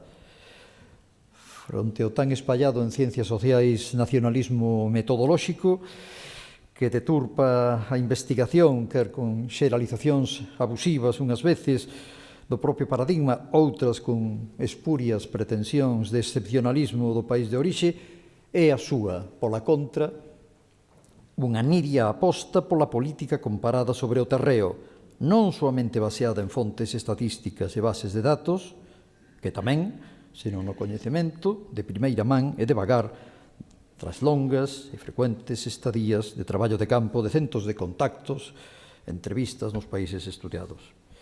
O beiro desta trayectoria, o profesor Keating desenvolveu unha ambiciosa tarefa de investigación que destaca non xa pola aludida extraordinaria productividade, senón por unha pegada cualitativa fundamental. A saber, as súas preguntas de investigación revisten sempre un grande relevo non só científico, senón tamén político e intelectual para problemas que afrontan sociedades complexas, multiculturais, multinacionais, nun mundo globalizado. A cerna do seu programa de investigación, o fío condutor que organiza o que poderíamos chamar a súa persoal rede de obsesións científicas é a política do territorio. Agora ben, entendida esta última, en primeiro lugar, como producción política do territorio, alén da súa mera dimensión física, de fronteiras entre os estados, e, en segundo lugar, a política entendida non soamente como alternativos deseños institucionais democráticos que fornecen os incentivos nos que se moven os actores, tamén como cultura, como competición política tamén polo poder, senón que, ademais, adícalle moita atención ao estudio, ao análise das políticas públicas. Se se comproba no seu inmenso currículo de Policy Advice, tanto para parlamentos como gobernos de Canadá, de goberno británico, Parlamento, de Escocia, España e mesmo da Unión Europea. O primeiro tema que agavilla a súa produción é a rexeneración urbana, diríamos así, a política territorial que comeza por ese remaking de Urban Scotland, escribir sobre Glasgow como the city that refused to die. A política urbana comparada á dimensión político-territorial clave da cidade, das redes das cidades, das áreas metropolitanas, decisivo nivel de goberno, democracia, planificación, e é sempre, para el, a primeira dimensión dese rescaling de European State. Velaí o agromar dunha tensión inacabada, permanente, tanto desde o punto de vista das políticas sociais e de benestar, como do control e participación da cidadanía entre modelos ben distintos de cidade. En definitiva, dwelling or building, cité ou ville, por cabo, polis ou mépolis. Así todo, quizáis as achegas máis salientables da súa obra se atopen nas súas innumerables contribucións aos problemas de acomodación, decíamos, dos estados plurinacionais. Libros de referencia como Nacións contra o Estado, Democracia plurinacional, en fin. Abonda con mencionar tan só algunhas destas contribucións, porque o fío delas o profesor Keating debulla un amplo abano de argumentos con sólido fundamento empírico que desafían tanto os postulados básicos, quer dos nacionalismos do Estado, quer dos nacionalismos contra o Estado. Ante todo, contra a ecuación monista, esa idea de que a un Estado corresponde unha nación ou unha lingua, ou ben a súa mímese especular, aquela idea de que onde hai unha lingua hai unha nación e o único destino é un Estado independente. Explórase pola contra na súa obra en diversas dimensións fórmulas de acomodación democrática, de interdependencia, de codeterminación, respectuosas coa plurinacionalidade. Por eso prescinde da linguaxe da soberanía, por eso é o seu un horizonte post-soberano, en contextos de devolution, digna de tal nome, substantiva, compre pensar alén das vellas falacias das supostas nacións sen Estado. Velaí a necesidade de ensaiar modelos de soberanía compartida, de pensar a reforma do Estado desde a horizontalidade, non a verticalidade, desde a distribución de competencias efectivas, frente ao principio de xerarquía, dar a cubillo, certamente, a deseños institucionais que permitan un auténtico, sólido autogoberno e, a vez, espazos de goberno compartido. Por iso a experimentación é decisiva. Como quer que non hai unha resposta doada, menos aínda única ou definitiva para articular nesta altura solucións aos problemas do mercado de traballo, do benestar social, da planificación local, da transición digital ou enerxética, a experimentación e a variación de deseños institucionais, pero tamén de políticas públicas, semellan o mellor camiño. Fronte a ese centralizado federalismo cooperativo, pola obsesión que vemos, por exemplo, en España polo peche do sistema, pola homoxenización, pola armonización, o profesor Keating argumenta en termos son as súas propias palabras, federalismo competitivo de benestar. Quere dicir isto que non só na teoría, tamén na práctica, fronte ao neoliberal, race to the bottom, esa desregulación, baixada de impostos, privatización e, finalmente, destrucción de servizos públicos, agroma unha alternativa, decía, teórica e empírica, de race to the top, de competición por equidade fiscal, solidariedade interterritorial e mellora de servizos públicos. Isto require, claro, reformar non somente o Estado, senón tamén a nación. A nación. Porque a nación, para o profesor Keating, non constitúe un dato previo, como adoitan pensar os nacionalistas, senón como un proceso, acaba de dicirlo, aberto, relacional, de construcción nacional, un proceso democrático de nation building. Ese proceso de construcción nacional incorpora, desde logo, intereses, incorpora cultura, valores, tamén emocións, upheavals of thought, sen dúbida. Precisamente é o fío desas emocións como se construe nomeadamente a dicotomía nós-eles, propio alleo. En derradeira instancia, ás veces tamén amigo-enemigo. Precisamente as pescudas máis recentes que el mencionaba hai pouco na súa intervención, The Making of the Celt, tema caro a Galicia, teñen que ver xustamente co papel nada risible e que tendemos a considerar con benévola inocencia dos mitos nacionais e a súa funcionalidade política, pero tamén a moi diversa orientación ideolóxica que cabe darlle a eses mitos.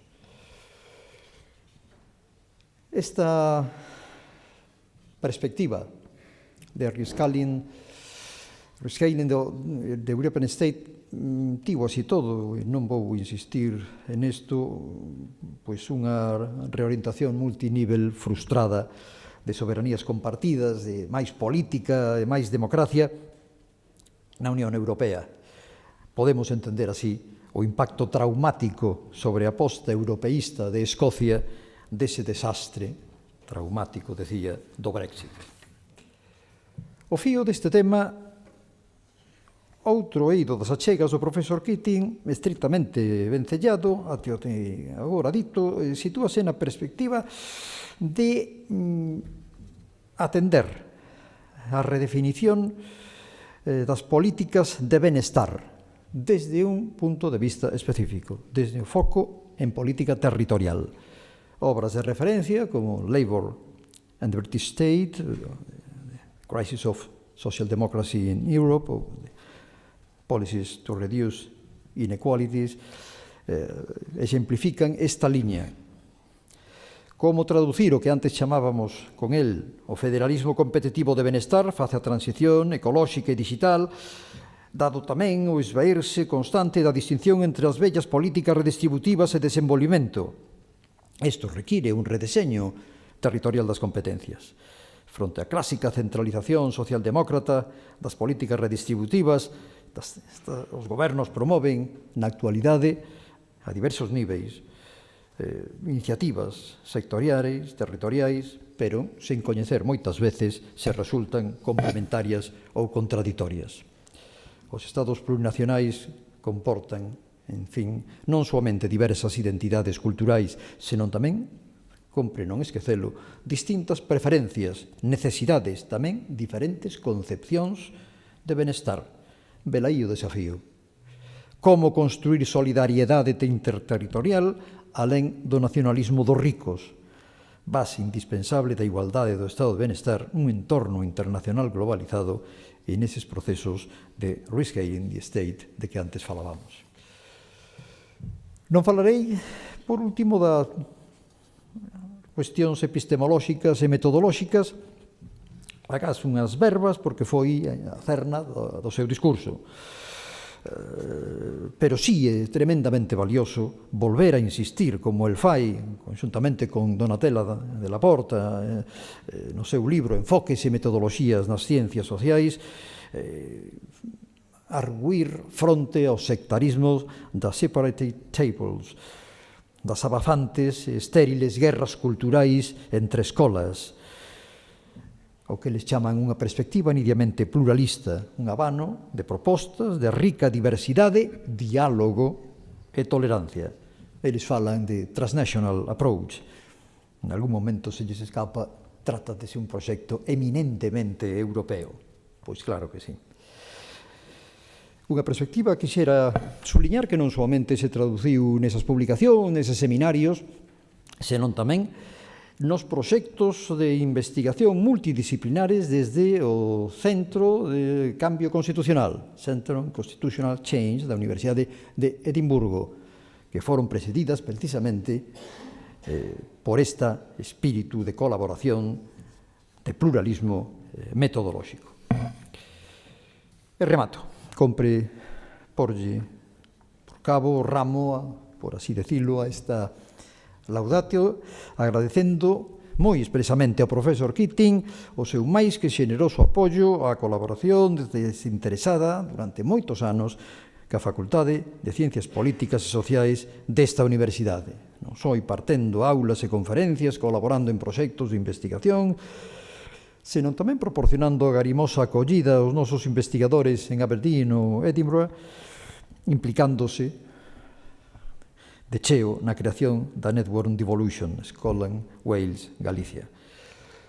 Verdadeiro magíster amicus, prezado mestre e amigo, camiñante incansable e bo coñecedor, por certo, dos recursos máis insólitos da nosa terra, pecho esta gabanza na súa honra, recordando con licencia dos colegas composteláns aqueles verbos de Robert Louis Stevenson. All that love the fair and blue, whether from dawn to eve, on foot, fleeing corners, you pursue. Moitas grazas.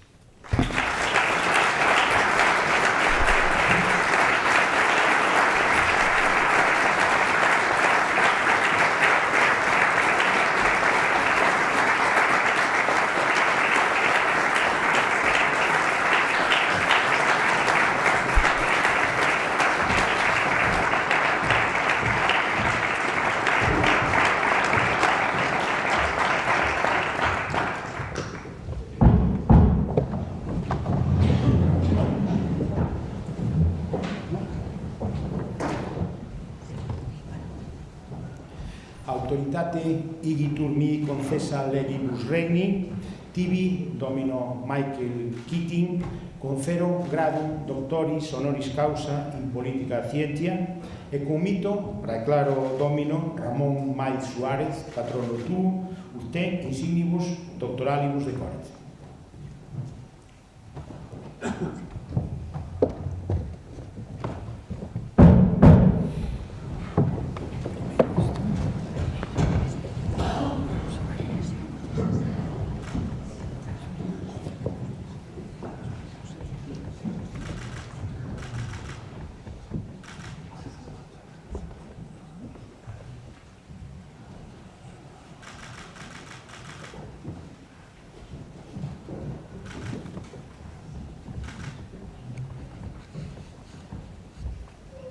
Cape iam colate tibi dignitatis ornamenta et quilira instituto majorum portentant intellit.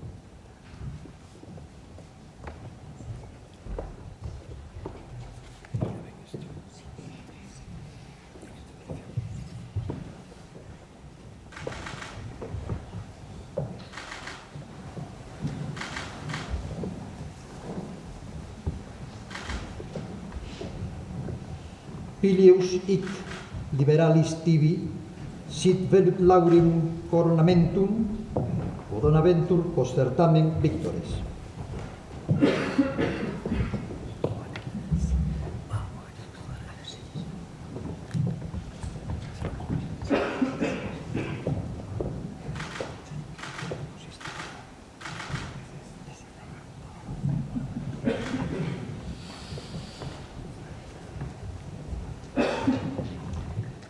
Illud animum tecum reputa, nihil esse literis et doctrina presentatius nihil sapientia nobilis. Eius rei causa audium annulum, quo olim primores in res publica insienebantur tibi differendum concedimus.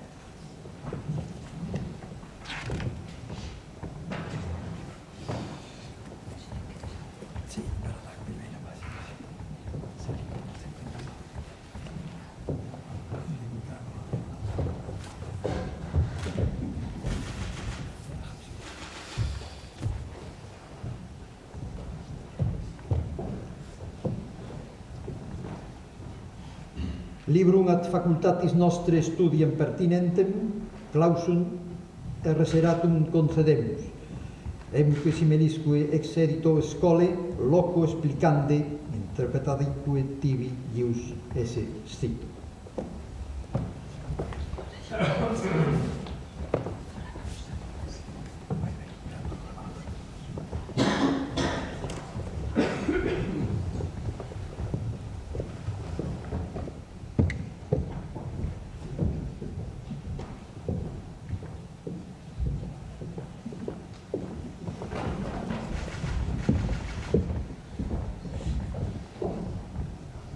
Postopere vero de adepta a te dignitati totius academici quetus nomine gratulentur hic noster tibi estetulam plexus.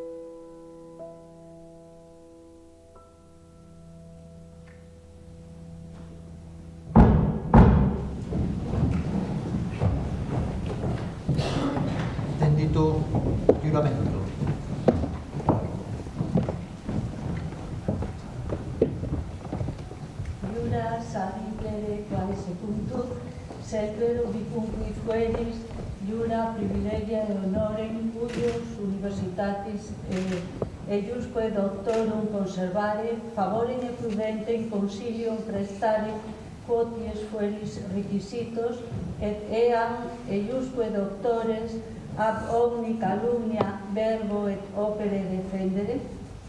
Securo ex volo.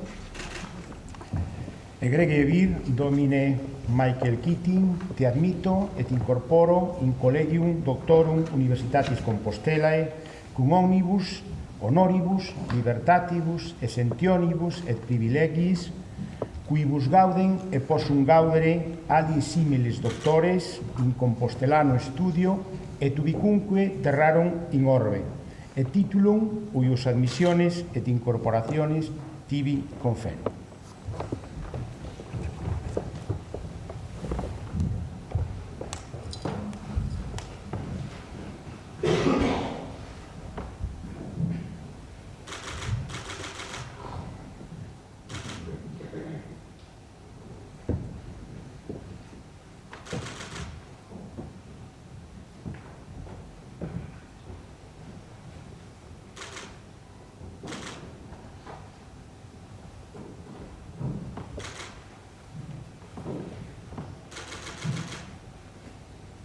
Et ego tibi omnibusque doctoribus gratis quam plurimas libentissime ago.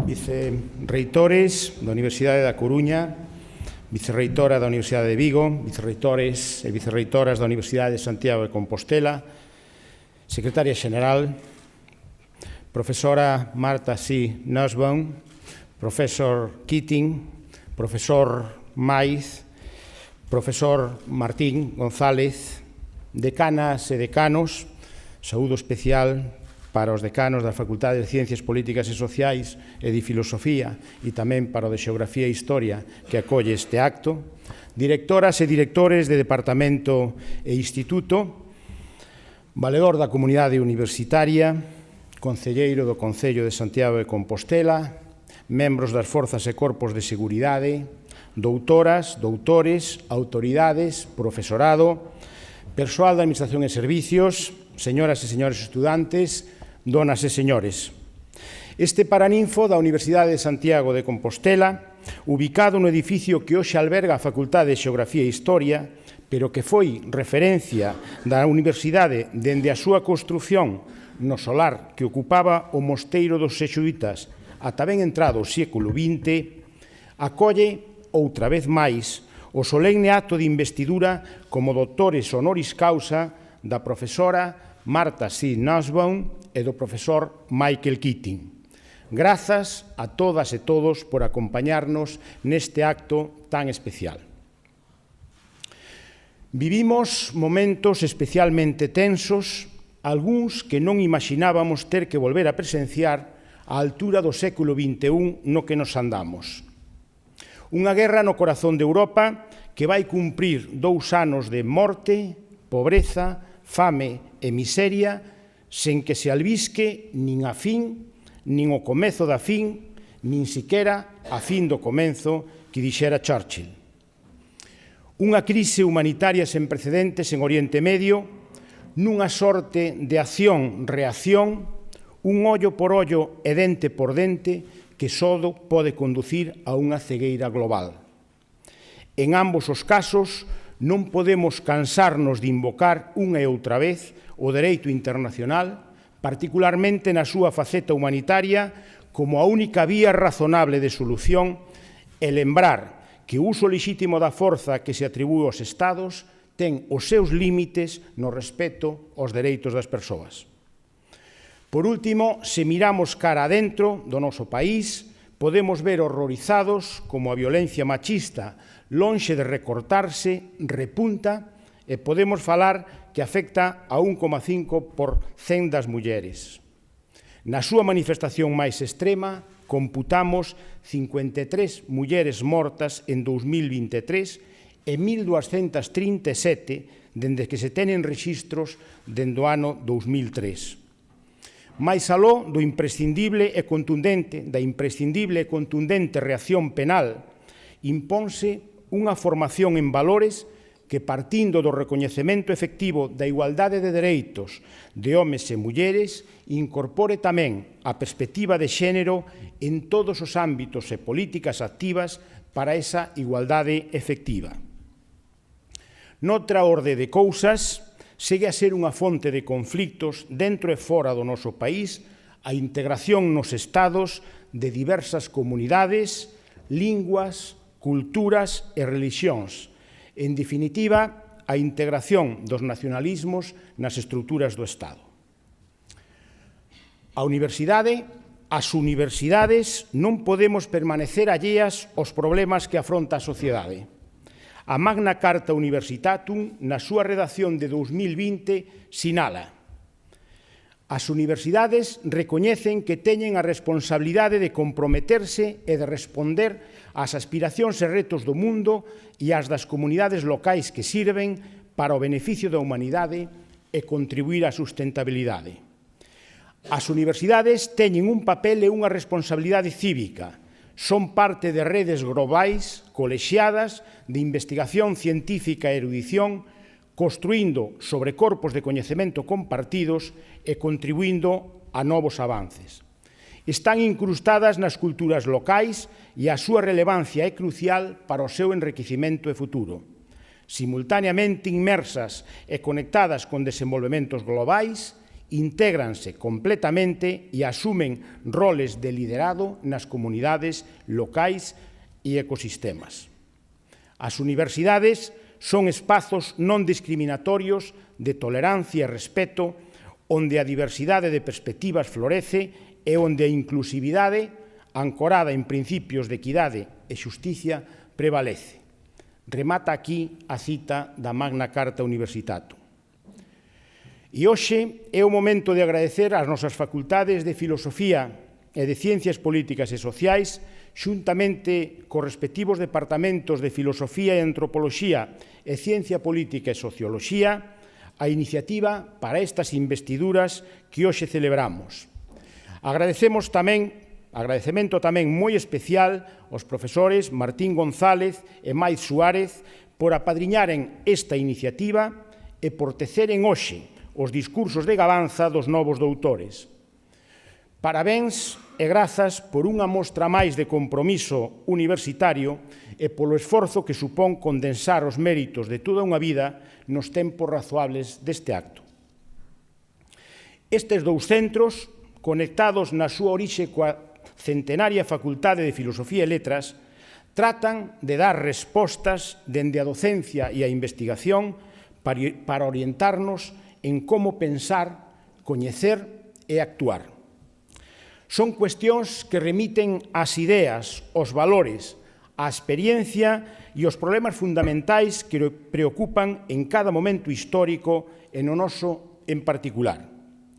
Son preguntas que poñen de manifesto a necesidade de comprensión do ser humano, así como de todo aquilo que lle concirne e interesa.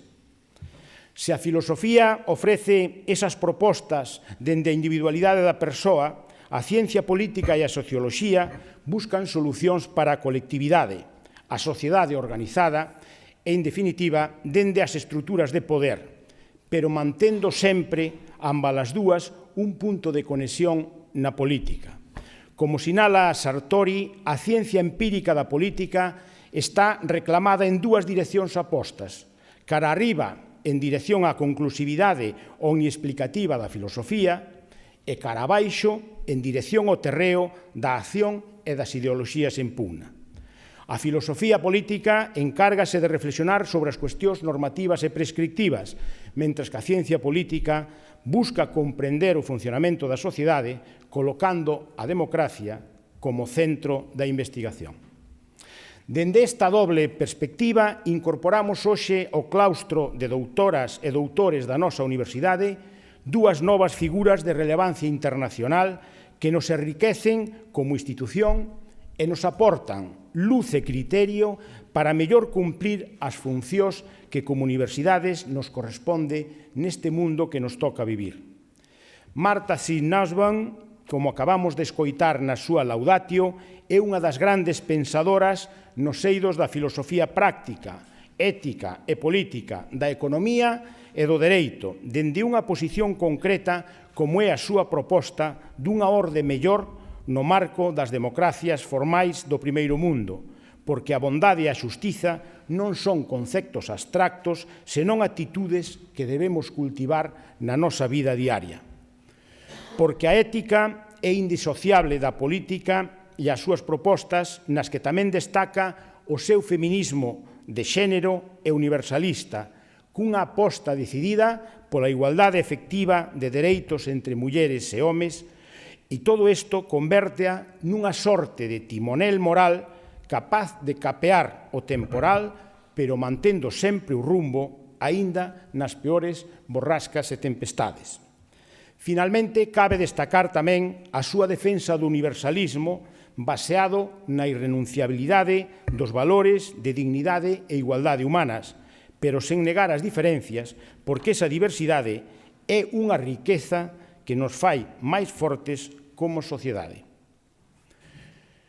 Este punto de xestión da diversidade serve de conexión con Michael Keating, a maior autoridade no que ten que ver coa xestión política desas diversidades, plasmadas en identidades colectivas.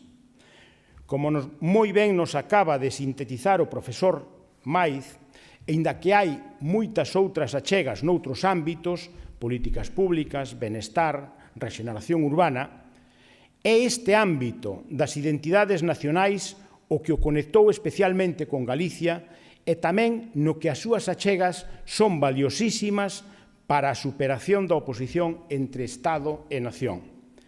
Esa superación pasa pola introdución de novos postulados como a soberanía compartida, o federalismo competitivo de benestar ou o proceso permanente de construción nacional. Ábrense así novas canles para superar o conflito máis tradicional entre nacionalismo de Estado e nacionalismo contra o Estado, partindo dunha premisa básica, como é a de que non hai ningunha maldade nesas identidades colectivas. Só hai que xestionalas adecuadamente dende o punto de vista político. Parece claro, pero non significa que sexa sinxelo.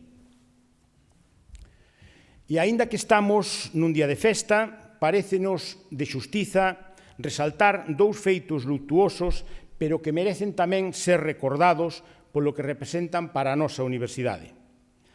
Onte, 17 de decembro, cumpriuse un ano do pasamento da que foi a primeira muller doutora honoris causa pola Universidade de Santiago, Nélida Piñón, que naquel acto de investidura do 1 de abril de 1998 definiuse así: «Teño o Brasil como patria, son filla desta amada Galicia». Ela, que nos honrou cunha inolvidable visita o 6 de outubro de 2022, que nunca sospeitamos que puidese ser a derradeira, foi quen abriu a porta pola que hoxe incorporamos a Marta Nussbaum. Tamén onte se cumpriron 90 anos do soterramento de Alejandro Rodríguez Cadarso, falecido o 15 de decembro de 1993 nun desgraciado accidente cerca da Portela da Canda. Alí, na que tradicionalmente se coñece como a curva de Cadarso, nas Edradas, foi descuberto este mesmo sábado e por iniciativa do Concello de Lubián un monolito no que se lembra a súa memoria nunca suficientemente recoñecida. Cadarso, que quixo poñer a Galicia no centro da universidade, pero sen renunciar á súa visión universal, Sentiríase orgulloso da incorporación da nova doutora e do novo doutor a esta universidade que tanto lle debe. Remato xa. Dicía ao comenzo que a universidade non pode permanecer allea e indiferente diante dos problemas que afectan ao mundo no que nos toca vivir, especialmente os que afectan á sociedade que temos máis próxima. Coa investidura da profesora Marta Nussbaum e do profesor Michael Keating, reforzamos o noso claustro coas súas ideas que nos enriquecen e nos dan luz para seguir no camiño, pero tamén sumamos dúas voces universais para demandar paz e diálogo e levantar unha vez máis a bandeira da defensa dos dereitos humanos e con eles da irrenunciabilidade da dignidade humana.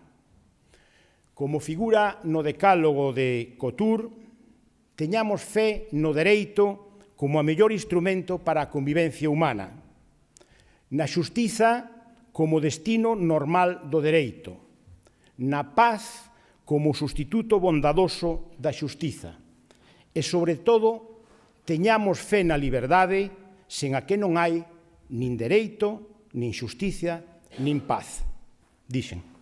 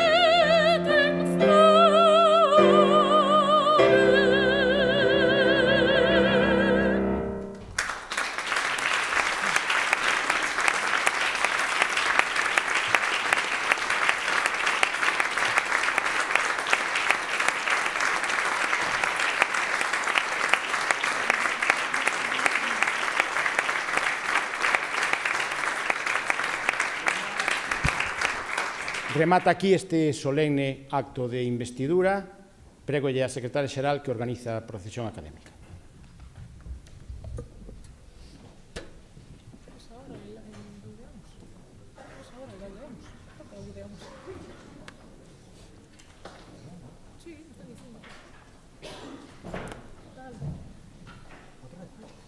Con música.